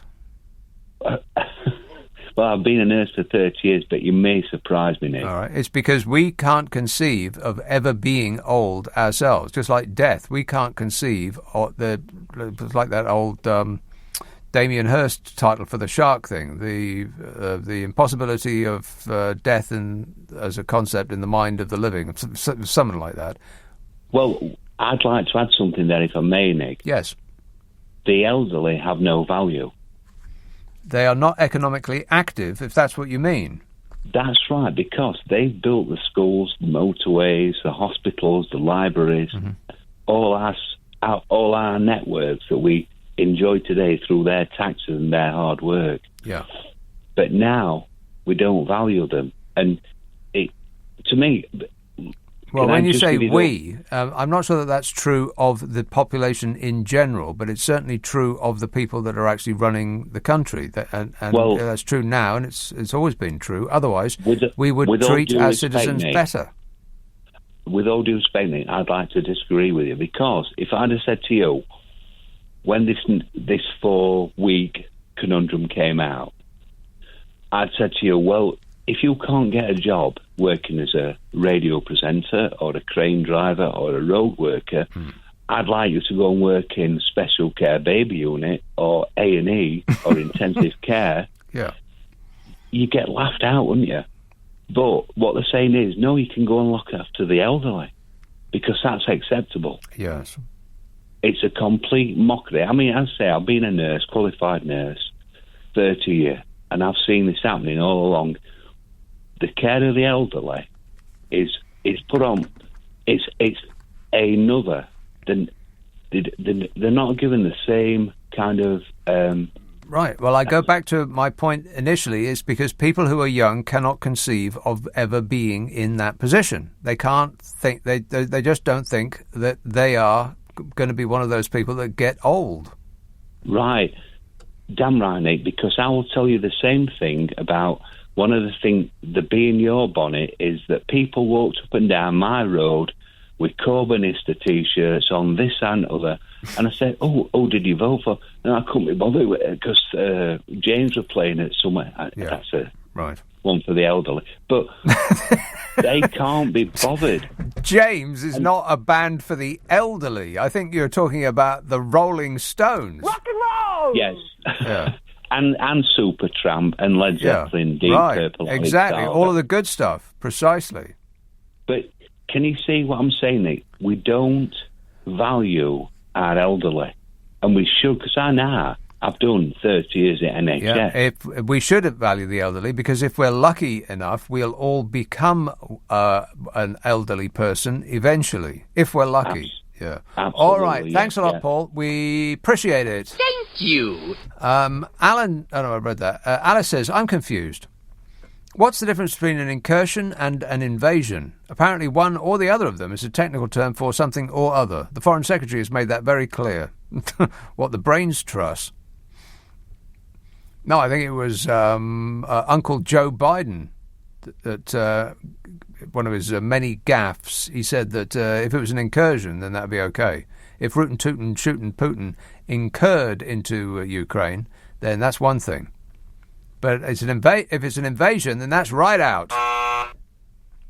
Heavy sanctions. And at the prospect of that, Vladimir Putin said he isn't interested in that. I would imagine that he is the richest person in the world. I mean, could anybody say otherwise?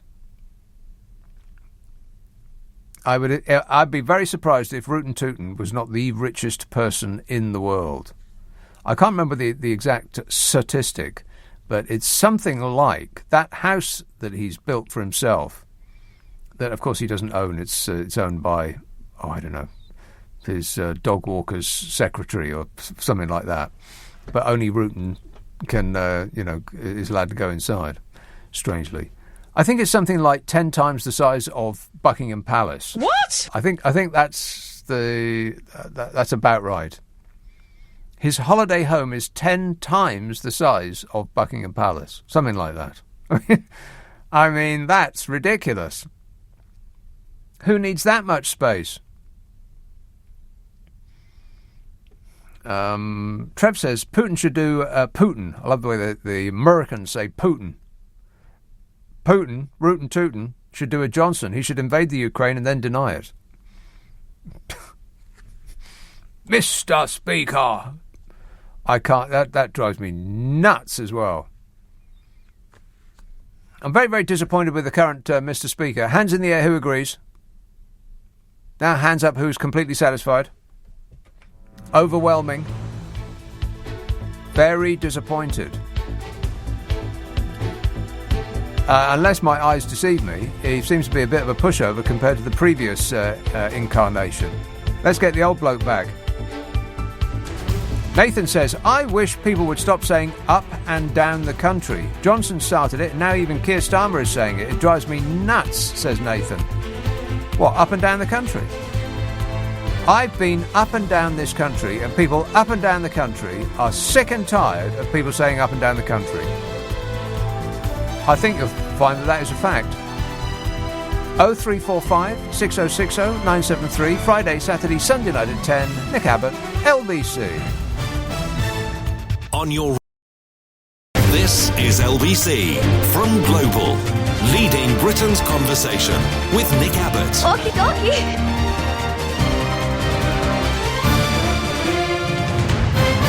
Everything is going extremely well. You bet your life it is. Never been better. Isn't life just marvellous? Have you had any cake yet? No. Partygate confusion deepened after Boris Johnson told allies that there was no cake at his birthday bash at Number 10, despite ministers previously saying that there had in fact been cake. Cakegate. Northern Ireland Minister Conor Burns was previously ridiculed for claiming that the PM had been ambushed with a cake at a surprise birthday celebration in the Cabinet Room on June the 19th, 2020. At the time, all social events indoors were banned against the law. Other Cabinet members also acknowledged cake was present at the event, while Downing Street did not dispute the allegations. Well, maybe cake is like cover word for, going mental. I want about, 3 or 4 tabs of cake a day now, man. But I can handle it. I'm just feeling, really tired at the moment, that's all. Northern Ireland Minister Conor Burns has told a podcast by the Telegraph. Do they do podcasts? That's very new and groovy of them. He says, I'm told under some authority, indeed from him, that there actually was not a cake. And it's only when the Prime Minister said that something did not happen, then you can be sure it did. The waters have been further muddied by the emergence of a news report from the day after the gathering describing how Bodger Johnson and colleagues tucked into cake. Number 10 said they could not comment on whether or... Now, you think that this next line is a joke, but they actually said this.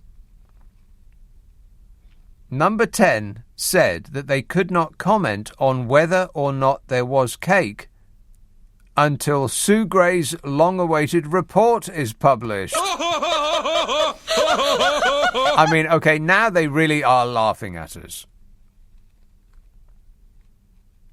They couldn't comment on whether or not there was a cake until Sue Gray's report is published? Why? Was it some sort of top-secret cake? They can't reveal the presence of cake for security reasons. Can they tell us whether or not the cake was chocolate or vanilla? No. Can they tell us if it had cream on top? An article from the Times from June the 20th, that is the day after Cakegate, June the 20th, 2020. This article from the Times has resurfaced where it was reported that the group, quotes, tucked into a Union Jack cake at the gathering. At the time, the newspaper said Bodger Johnson celebrated his 56th birthday yesterday with a small gathering in the Cabinet Room. Fishy Sunak, the Chancellor, and a group of aides sang him happy birthday before they tucked into a Union Jack cake. And we will eat cake in the office, and we will take cake into the garden, and we will never surrender to the rules and regulations that we imposed on everyone else, because Bodger is special and rules don't apply to his imperial bodgeness. Still, the cake had a Union Jack on it, so they must be patriotic. God. What a way to run a country, eh? Dreadful. Let's have, who's been waiting the longest? Be totally fair about this. Woodford. Hello, Tony. Hello, Nick. Tony. Good evening. It's all a load of rhubarb, the lot of it. Is it? Oh, definitely. Nick, why are people so animated and so angry about this? I mean, You can't be serious. No, I'm being serious because... Why are they angry and animated? Yeah, because... Where have you been these last 2 years, Tony? No, I've been looking and observing what's going on. Oh, yes. Come on, you've got to admire Johnson, the bare-faced cheek of the man. You know, to keep lying and manipulating everybody. Fiddling about. It's a wonderful thing to see in action. He is a marvel, yeah. Somebody should put him behind bars. He's a magician, isn't he? He's put everyone into a state of mass hypnosis. Yeah, I think if you say Sue Gray enough times, people, their eyes will just glaze over, and they'll at the clap of your hands, they'll walk around like a chicken. And you know another thing, Nick, why doesn't the Tory party, the backbenchers, have guts and stand up to this person? What is their problem? Their problem is that they will do anything in order to acquire and then hold on to power. Anything. All other considerations are secondary. Which is why they succeed. That's why they succeed over and over again. But the Labour Party, meanwhile, form a circular shooting squad and take each other out on a competition about purity. Well, Nick, if you rewind the clock, what they were saying about Corbyn, I mean, Corbyn is a saint compared to Johnson. Yeah, I would say so. You know, it beggars belief that the people are just kind of getting so angry and upset. What can we do about it, Nick? We can't do nothing about it. Yes, we can, Tony. We can show up in person and vote next time we're allowed, assuming there is a next time. Yeah, but you said it yourself. There'd be people queuing up despite what happens in their life. Voting for Keep in mind, Tony, the people that put Boris Johnson in power are a minority of the people in this country. It is not a majority. Our screwed-up system has given him a majority of the seats in Parliament, but he does not have the support of the majority of the people in this country. Nick, I heard a great joke. Oh, we don't do jokes. Boris Johnson. We don't do jokes, Tony. Tell us the setup first. It's not disgusting. It's not, you know, singling anyone out or homophobic or anything in any way, shape or form. Is it funny? I think it's funny. It just reminds me of Johnson. Okay, then. Okay, well, you've got the push button. There's no swearing. With trepidation, there's nothing, all right. There's nothing terrible, right. Okay, a man goes to the doctor, and he goes in, he says, "Doctor, I've got a hereditary condition." And the doctor said, "What is it?" He said, "I've got diarrhea." And the doctor said, "That's not a hereditary condition." And the guy said, "Well, it's in my genes." That made me... Oh. What on earth has that got to do with Boris Johnson? We don't wish to know. Thanks a lot, Tony. We don't do jokes, for a very good reason. Chris Tex, don't forget this government want to ban protest with that police crime bill. Wake up, people, your freedoms are being eroded. Yes, sheeple. Wake up, it's later than you think. And while we're all concentrating on was there or was there not a cake, and did they or did they not have a birthday party, and what is the definition of party, and if I've got a party hat on and a party glass of champagne and people are singing let's have a party, is it actually a party? While all that's going on, they're taking away our freedoms. Get Mel Gibson on the phone, he'll explain it to us.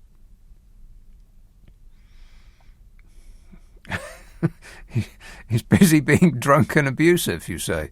Well, that doesn't sound like Mel Gibson. You must be thinking of somebody else. Cheltenham. Hello, Sam. Hi. Sam. I just wanted to tell you about my kind of memories of the Johnsons and Camerons of this world. I was at Oxford in the 80s, and because of one particular friend of mine, I spent time around those people. They were in the Bullingdon. There was also the Assassins. Their thing, both of those, by the way, were all about throwing up in restaurants and wrecking restaurants and then getting their checkbooks out. Mm. There was also the Piers Gaveston Club or Society, which was a kind of we are decadent thing, lots of coke. And some of the people in that scene are now absolute household name famous people. Yeah. But what I remember about what's important about that, I think, is that the mentality behind all that which was that anything to do with empathy or compassion or any kind of social conscience, the response would be, don't be so boring. Yep. And the fact that that mindset, those values, that world is now in government, and I remember it so well, it was disgusting then, but I thought, well, this is a marginal thing, these people are ridiculous. But we now have one as Prime Minister. And it's psychopathic. The lack of empathy is what will propel you to the top. But I wish people would understand the contempt that, I mean, it doesn't, I feel I'm speaking into a kind of void, but the absolute contempt that those people have. I tell you what contempt they have. They're not even attempting to hide it anymore. Well, why would they? Don't be so boring. Really? Come on. It's a kind of parallel morality. There was a kind of libertine thing. Some of these people actually died of Class A drug addiction, and that kind of overlapped with it because it was an amoral mindset. And the mindset is that they are a superior strata of society. They were born to lead. The way in which they look down upon us, we must look like ants to them. Why can't people see that? Why can't? Because we buy into it. It's the class system which this country is still riven with. We like to think that we're more modern than that, but we just you really aren't. Believe that we are conditioned to tug our forelocks? Absolutely. Just that. Yes. You can see it in people. When somebody speaks with a posh accent, we immediately imbue them with some intelligence which might not necessarily be there. Most right-thinking type people I've ever known would take one look at people I'm talking about and see them immediately as arrogant, ruthless, callous, essentially amoral, monsters. Really. It's ingrained in our psyche that we think of them as they think of themselves, as born to lead, superior. Well, I kind of want you to be wrong, but I kind of know you're right. Anyway, thanks for taking my call. Okay, thanks for making your call. Appreciate it. Thank you. 0345 6060 973. Jan texts, oh, Nick, you speak for me because I am speechless.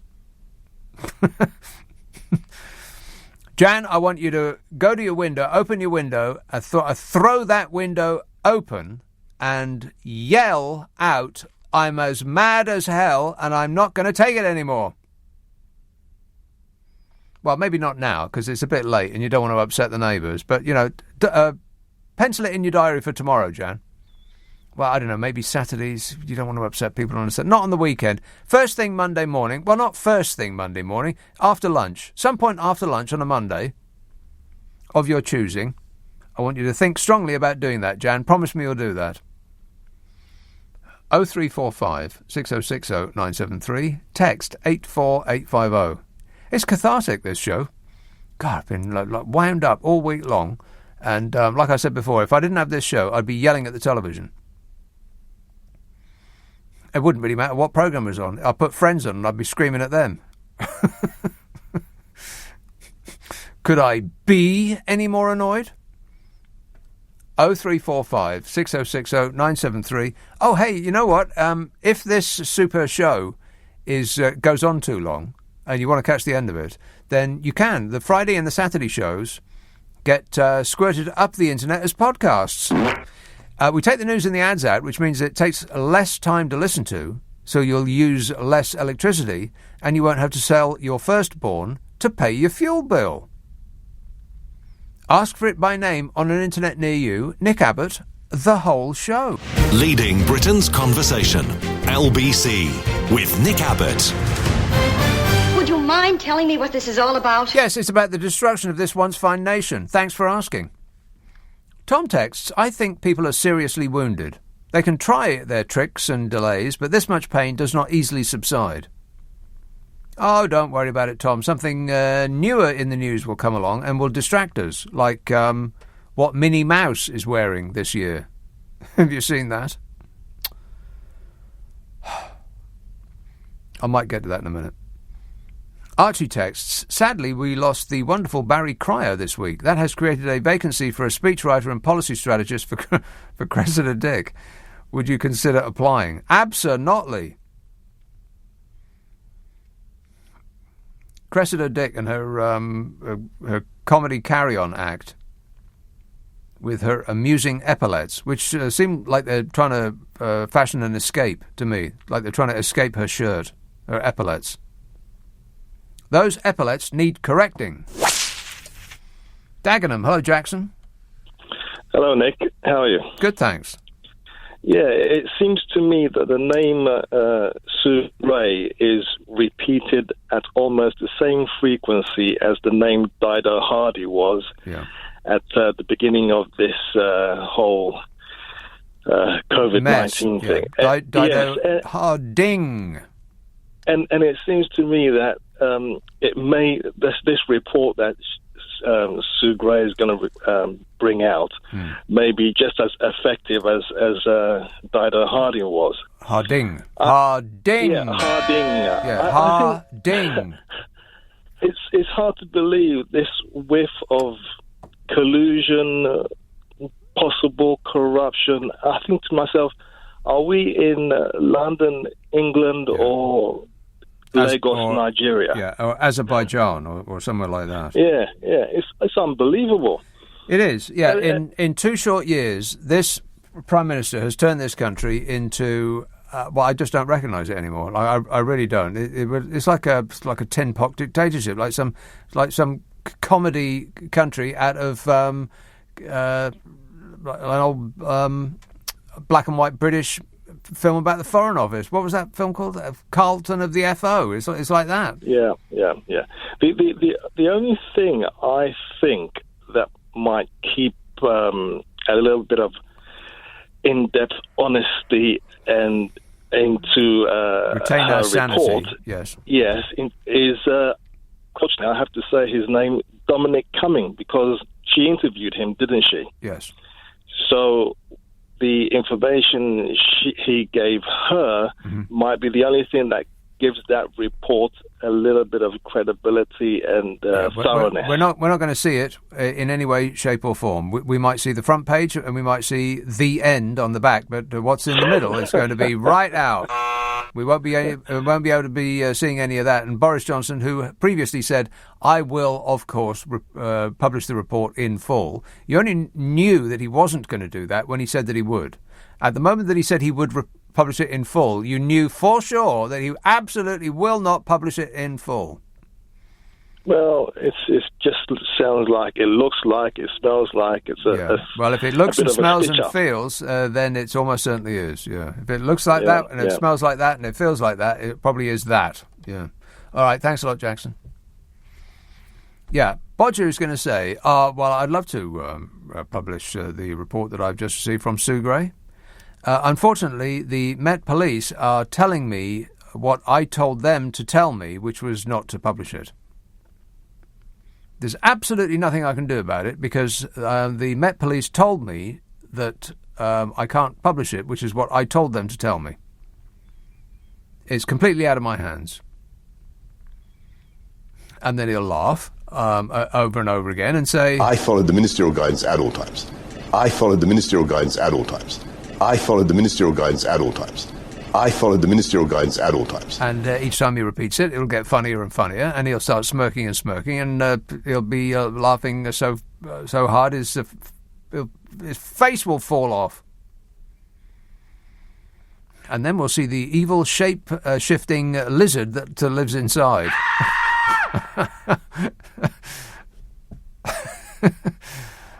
That's the only explanation I can find. Boris Johnson is actually a shape-shifting lizard from space. Hands up who agrees. Paul says, I think you're right about this government wearing the public down so we accept their new normal, though that is a conspiracy coming true. That's the plan, I'm sure of it.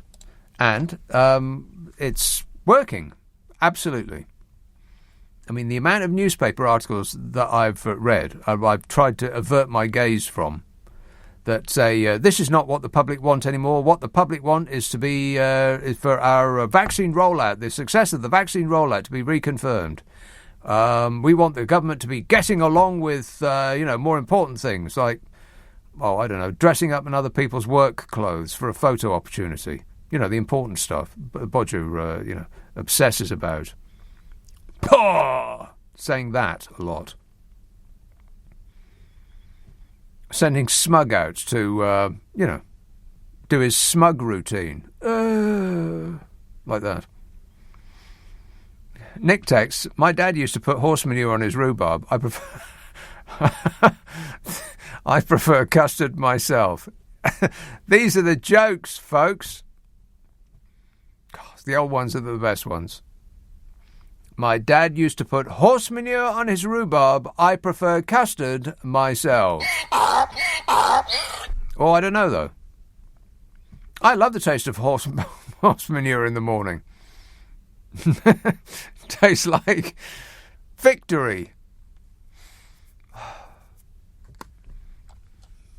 I think I'm becoming hysterical. Send for a doctor. Oh, that's right. You can't see one.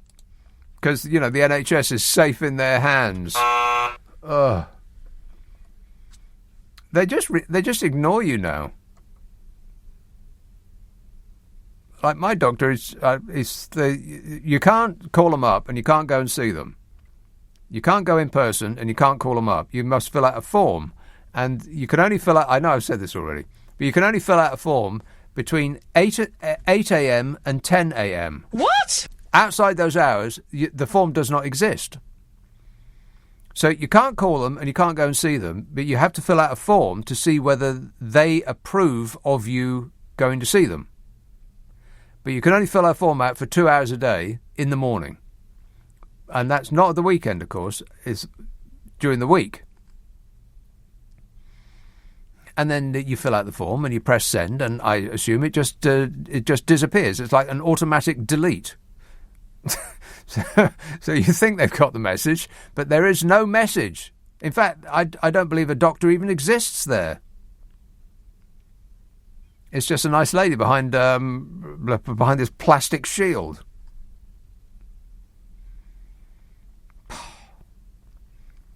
And whatever it is you ask, they just completely ignore you.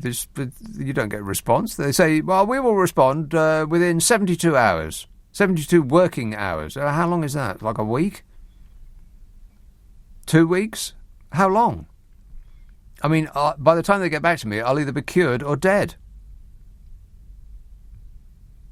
But you know me, I never complain. Whinging and whining and moaning. Belsize Park. Hello, Judy. Hello. Judy. My throat's gone. This report thing. Yes. Well, you know we won't hear it because it will be deemed to be a security risk. Yes, security risk. And if it's a security risk, we can't know about it, No. but that's not my phone. It's for the benefit of the public not to know what the public wants to know. Yes, because it would be a breach of security and therefore we can't go down that route. Exactly. You were berating young people not voting, and if I owe you an apology, then I apologise. But I'm sure last week you said that you don't vote because it doesn't make any difference where you live. No. Then I apologise. No. I always vote. Always vote. I profusely apologise, but I was sure you said you didn't vote because it wouldn't make a ha'porth of difference. No, I was probably imitating a young person and saying that. That was their excuse, not mine. I do not need an excuse because I always vote. Always. No, I listened very carefully to you, but you said that where you live, it would never, never, never alter the vote. That's completely incorrect in every respect. Then I absolutely apologise that I'm wasting all your time and somebody else could have had this slot on your very, very popular programme. Judy, it's been a little moment of peace and happiness, so I appreciate it. Okay, thank you. No, thank you. Thank you. Cheers, my dear. 0345 6060 973. That's my favourite call so far. Completely incorrect in every respect. Always vote. Now, I may occasionally get my vote wrong. I may vote for the wrong party. But that doesn't mean to say that I shouldn't have gone out and voted in the first place. Sometimes I vote for the Greenies. Groovy. And sometimes I vote for the Lib Demers. Yowza. And sometimes I vote for Labour, which is, probably like an imprisonable offence these days. Or if not now, then it certainly will be. When that exciting new police and crimes bill comes through. Voting Labour will be a punishable offence. Priti Patel will come around and visit you personally. 0345. You need to be corrected. 0345 6060 973. Text 84850. Email nick@lbc.co.uk. And if you're on Twitter, it's at LBC. Oh, look at the time. It's just past 12:30. The news headlines on LBC with Zora Sullivan. Nick Abbott on LBC. Call 0345 6060 973. Listen to him. He knows everything. Jimmy texts, the Prime Minister has made it absolutely clear. Have you also noted, that's the phrase that just keeps coming up over and over and over again. All of these enablers keep coming out and talking to the press, by which I mean talking to us through the press, and saying that the Prime Minister has made it absolutely clear that. And like I said before, you know that what follows is a lie. The Prime Minister has made it absolutely clear that black is white. What the Prime Minister has made absolutely clear is neither here nor there. Doesn't mean to say it's true or not. He's made it absolutely clear that he doesn't believe in anything other than his own advancement. Has to be the worst Prime Minister of all time. Think of a worse one. There isn't. No other Prime Minister has taken this country and just slammed it into the ground. Has made us an international laughingstock. Name another one. Anyway, the rest of this is, have you also noticed, says Jimmy, the amount of times they use the word robust? Yes, I have. It's painful. He says, if you translate that word to mean suspicious, flaky or knackered, then everything they say suddenly makes sense. Robust. Oh, Struth, if I hear one more time a politician saying this or that is robust, well, I won't be responsible for my actions. I'm going to kick a hole through my brand new television. Oh, no. That bloke out of Private Eye, what's his name? The one that looks like Jimmy Somerville. What's his name? Ian Hislop. Ian Hislop is the right answer. He and a couple of his Private Eye scribes were being quizzed by the Committee on Standards in Parliament. I mean, that's pretty funny in and of itself. And they were asking them just the most stupid questions. These people wasting their time, our money, saying just daft that it's worth looking at. It takes about 20 minutes, and I know that 20 minutes seems like a lot these days, where you want your amusement in small bite-sized pieces. But it is worth looking at it. They're so utterly clueless, they just can't conceive of being paid vast amounts by shady organisations and those organisations wanting something in return. You know, if a tobacco company or an oil company or a gambling company pays a politician £10,000 or £20,000, they're pretending that no quid pro quo comes with it, that these organisations don't actually want anything in return. They're just generous with their money. They just don't get it. They need it explained to them. But there's one fella, I don't know who he is, but I've never seen a more posturing oaf in my life. He just droned on and on and on, absolutely loving the limelight. And he said robust more than any other person I've seen on planet Earth. He thanked Ian Hislop for his robust answers to the robust questioning. And he said, you are robustly answering these in a robust way, and you're doing it robustly. And I thought, if you say it one more time, I'm going to do my nut. Just check it out, though. I mean, it is on the World Wide Way. It's probably on an internet near you. Have you seen the internet? Oh, disgusting. The stuff on there, awful. Belfast. Hello, Brendan. Hello. I've been waiting for a while, and I'm not complaining or whining Whinging or doing and whining anything. and moaning. Yes. No. But I was trying to collect my thoughts while I was waiting, and I was actually glad that I was waiting, because I don't know in what order to put these words. But would it be okay then?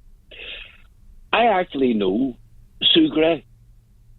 I bought her a drink, and what does she drink? I don't know. Wait a minute. You bought her a drink, but you don't know what she drinks? Yes, that's How correct. can you buy someone a drink and you don't know what they drink? Because Sue Gray, 4 or 5 years ago, I live in Belfast, and I had cause to drive down to Dublin, and there's a small town of 26,000 people called Newry, Newry, right on the border, right? Right on the border. Now, I went into that pub and parked my car and went in, and I noticed the barmaid's hair. That was what I noticed. It was like hair you never saw before in your life. You know, this hair had been looked after. Her. Yes. You've been looked up, right? Okay. Mm-hmm. And she came over. And whose hair? Her. She was Sue Gray was the barmaid. Yeah, I very much doubt that. No, Nick, listen to me, please. I am listening to you. No, don't doubt it. Sue Gray was the barmaid. Yeah, I very much doubt that. No, please listen to me. I'm listening to you. Please. Okay, and you can check this. Yes. She bought a pub in Newry. Right on the border between the north and the south of Ireland. Okay. Because her husband didn't know what to do with himself, so she bought him a pub. Booze. Mm-hmm. Yes. Now, please, because it's difficult for me to even say this, because I was waiting 15 minutes or whatever it was, and I said, how am I going to explain this? Because he cut me off and said I'm insane. No. You know? Yeah, I am reliably informed by my glamorous assistant that she did in fact run a pub in Northern Ireland. There you go. Right. So you bought her a drink. What does she drink? I don't know. And the reason I don't know is because I said, take one for yourself. Yeah. So she just charged it to my card. Oh, no. That's wrong. Yeah, well, I don't know. I don't know what she drank. I just said, take one for yourself. Right. But she didn't. She took the money. Yes. Okay, see, I worked in a pub for ages, and people were always saying, and one for yourself. And then they were aggrieved when I just pocketed the money without and didn't actually take a drink, because I didn't want to. I didn't mind that. No, I didn't mind that. Okay then. But no, I didn't mind that at all, because she sat for a while talking, and I found her to be a very agreeable, a really nice human. Understanding person, because I had a problem at the time, to be quite honest. When you were talking with her, did the phrase "fiercely independent" come to mind? No, it did not. No. But what did come to mind was, now I have to say, and I really do have to say this, she did seem to be a very genuine, but then all barmaids are. And when I say barmaid, I don't know the term. I was trying to think of the term. She's not the bar. What do you call the woman who runs the bar? Landlady. Landlady. That's it. I couldn't think of that because I'm Irish. Right. We don't have landladies. You don't? So, no, we don't have that. Well, what do you have? It's not a... we don't... I don't know. We don't have that. What do you call them? EastEnders? No. Right. No, we don't have landladies or anything like that. We just have barmaids. But I was trying who to owns the pub then in your part of the world? What do you call a pub owner? We never know. It's just the pub owner's never behind the bar, very rarely. Right. But we don't have landladies or landlords. Okay. I've never heard that phrase in my life, except on Coronation Street or EastEnders or something like that. But anyway, Sue Gray she was a beam of light that night. A beam of light. That sounds super. The thing, and before I go, can I talk about Wordle? Oh, that's it? That's all you can... That's it? So you bought her... If you want me to talk more about Sue Gray, I will, but... Did the word robust come to mind when you were chit-chatting with her? No. No. No. Okay. No. I had to check that. She was a lady. Right. A lady. A landlady. Now, I don't know. Mm-hmm. Well, one of those. I don't know what all this political stuff is about and all the rest of it, but all I know is I was going to Dublin one night, went into a pub in Newry. Yeah. I was struck by the hair. By her hair? Of it. She must have spent a fortune. Whose hair? A fortune on that hair. It was hair that you have never seen in your life. Right. Only the crumbliest, flakiest chocolate... Oh, no, that's the wrong advert. But she shook it. She flies like a bird in the sky. No, that's the wrong advert as well.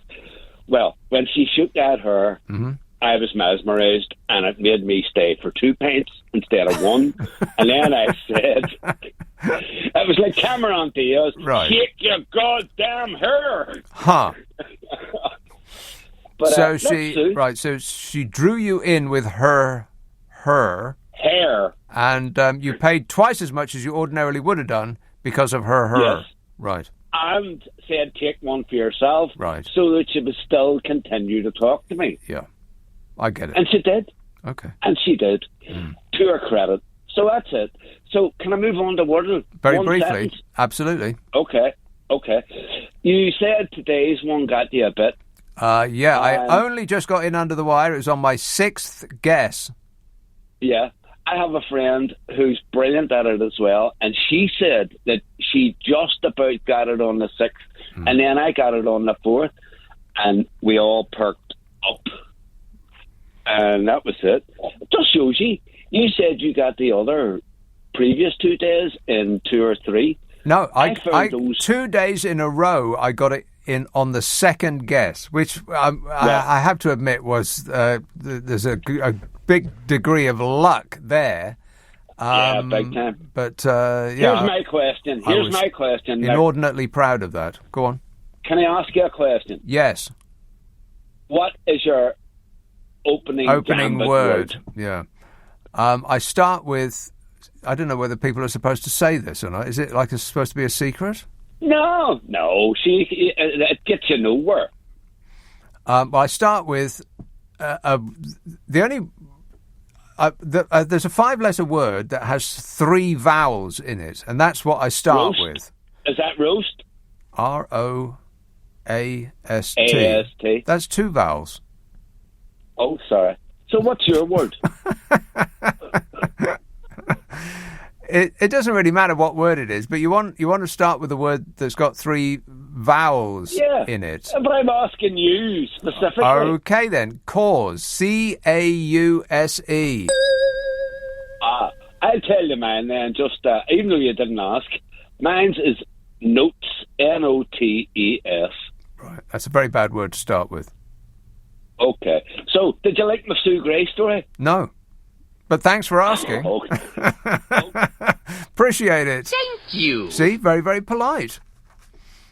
I can't tell you whether I like the Sue Gray story until Sue Gray releases her report. And that is my robust response. I've made that absolutely clear. 0345 6060 973. Friday, Saturday, Sunday night at 10. Nick Abbott, LBC. This is LBC with Nick Abbott. Call 0345 6060 973. Tweet at LBC. Text 84850. Russell tweets, if the Met eventually issue a bunch of fixed penalties, where does the money go? Is it the Treasury? I guess they will just claim it on expenses from the Treasury, so it all cancels out anyway. Yeah, if the Met are actually intent on fining somebody, just to make all this seem like legal, decent, honest and true, then we will end up paying the fine, and they will award that money to themselves for excellence in being them. Woodford. Hello, Alison. Oh, hi, Nick. Alison. Yeah, I'm just kind of getting over your last caller's update that Sue Gray was Sue Gray update, yeah. Her. Mm-hmm. her, and she was a barmaid in Newry, yeah. South Armagh, Crossmaglen, Which is apparently true-ish. I can't believe it. Well, it's a brilliant story. It's what I am told, that she used to run a pub. Yeah, cool. But that is true. When I was working in a pub... We'll have to investigate. That's right, yes. I wonder if any booze was sold there, because she certainly wants to look into that, yeah. And cross the border, maybe. What I actually rang about, and it's probably a bit boring now, but your point, and it's true, is that young people don't vote, and I'm not young by any stretch of that definition. How not young are you? I'm 32 years old. 32 years young. Yeah, that's pretty young. Thank you. I tell you what, Alison, you will, in future, in like 10, 20 years' time, you'll look back at pictures of yourself now and think, blimey, how was I ever that young? Yeah, I do look back at pictures of me when I was like sort of 10, and I think that. Well, so, yeah, but you were 10. I guess it projects. Yes. But when you were 10, you didn't think, God, I'm so old. But maybe now you do, but you ain't. Go on. Yeah, I know. Ugh, time, eh? But, the voting thing, young people. So I know, there is a problem. But when we get our little ballots in, it's so old-fashioned, right? It's like a piece of paper that comes through the post. Yeah, with a pencil. Boring. And it's like, well, what do I do with this? And then it's like, okay, so do I have to take the day off work, or like what? And it's normally like where I have to vote. It's the local bowls club. Right. It's like a... Well, it's always somewhere like that. It's like either a school or a church. It's very charming, and it's nice. But it's like, okay, so I walk in, and a lot of young people are just not going to be... They're like, what's that piece of paper? They'll just throw it in the bin. And so I'm just like, what? It seems to me like there's an actual... I don't know, like incentive by the government to disincentivize young people from voting. Of course, and that's partly why I am sure that the Republican Party in America and their lead has been followed by the Conservative Party in this country. They are bringing in this spurious photo ID before you have to vote to fix a problem that does not exist, that of voting fraud. We shouldn't, there should be no reason why anyone has any, sort of difficulty in access of voting, It's not like America where you have to drive 100 miles and then stand in the baking heat or the freezing cold for 12 hours before you get to vote. There's practically nowhere in the land where you're more than about half a mile from your voting booth. It's always near here. And so there is no excuse. It should be the law that everyone has to vote under penalty of being fined. I do agree. It needs to be the law. It needs to be the law because, but they also need to make it a bit more modern. No, why? It's not supposed to be fun. Yeah, but no kids these days, they don't walk up the road. they get McDonald's delivered to their house. That's true, yes. That is true. I know it's awful, but it's true. Yeah, well, I don't care. Kids, you're just going to have to suffer just slightly, just a little bit. They won't, though. They won't. Well, they do for some things. I mean, they'll go on marches and they'll glue themselves to the road and they'll fashion a for pink... their Instagram account Well, numbers. that's fine. You can Instagram your face on the outside of your voting booth and then brag to the world that you've just, done your bit. Yeah, but, I mean, it needs to be the law. It does. It does need to be the law, yeah. Well, that's what I rang to say, Nick. Well, it sounds like you said it. Excellent work there, Alison. Thanks. Appreciate it. 0345 6060 973. Waz texts, I've had 4 root canals on 4 separate teeth and they've all had to be extracted. I feel your pain, says Waz. It's more of a discomfort, actually. The pain is in the bill. The actual teeth part, that's more of a discomfort. 1,500 quid to keep a tooth in my mouth. He's probably going to say, oh, no, that's got to come out. If it's still feeling uncomfortable, then we've just got to take it out. But that will, of course, be extra. Extra! What? Russell tweets, if the Met eventually issue... Oh, no, I read that. I am way ahead of schedule, doing very, very well. I wonder how many texts and emails that have come in tonight that I haven't read yet. Let me just check ahead. Okay, that's about 2 foot, 3 foot, 4 foot, 5 foot, 6, 7. Oh, my God, that's ridiculous. How do these people get my number? That's what I don't understand. Messaging and messaging. Why can't they leave me alone? And finally...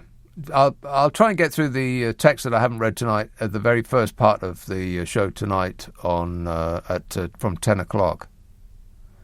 I'll go through it and I'll pick out the best. So my apologies if I didn't get to it tonight. But finally, Christopher texts, I thought you would like to hear some good news. You bet your life I would. He says, I left my bike at Lidl's by accident for 3 days. I'd walked home forgetting that I brought it. Not bought, brought. I only realised today, and I went to see if it was still there, and I am now happily reunited. Well, I am stunned. There you are, you see? Some positivity to end the show. Can you believe that? I'll be back tonight at 10. Oh, no, I need to get to the bottom of this thing to see who's on next. One moment, please. It'll take a while. 14 pages. 14 pages of messages that I didn't get around to tonight. Very, very poor performance, and I apologise. I will be more robust tonight. If you stick around, Ian Payne will be here from 4 o'clock. I know that. But first, here is Clive Ball. Nick, thank you. And coming up after the news. So, the much-awaited Sue Gray report might now be published imminently, within days, even hours, they say. Has the whole thing, though, been so successfully drawn out to the point that the public no longer cares? Also, meanwhile, is all the important cost of living crisis, is that being ignored? And what about Ukraine? Why is Boris Johnson going over there at the moment? And we're going to talk about New Zealand as well, where Jacinda Ardern's popularity has dipped, and there may be a change to their hardline COVID policies. I want to hear from our New Zealand listeners a little later. That and much more, 0345 6060 973. On your radio, on Global Player, and Play LBC. Leading Britain's conversation. This is LBC. From Global's newsroom at 1 o'clock, Sue Gray is said to go ahead with publishing her report into several alleged lockdown parties at Downing Street imminently. It's despite a request from the Met Police to heavily censor findings, so the Met says it doesn't influence their investigation. It's understood the report could be given to the Prime Minister over the weekend, and a redacted version could be made available to the public next week. has told LBC his colleagues are keen to see the report. The optics of what we've seen in the media over the last couple of weeks have really, really stirred emotions, and very understandably too. It's made me incredibly angry. And I want to make sure that we see a full and rounded report as soon as possible. America's top military officer, General Mark Milley, says the build-up of Russian troops on the border with Ukraine is the largest since the Cold War. And he has this message for Russian President Vladimir Putin. We are ready, capable, and prepared to uphold our obligation under treaty to NATO.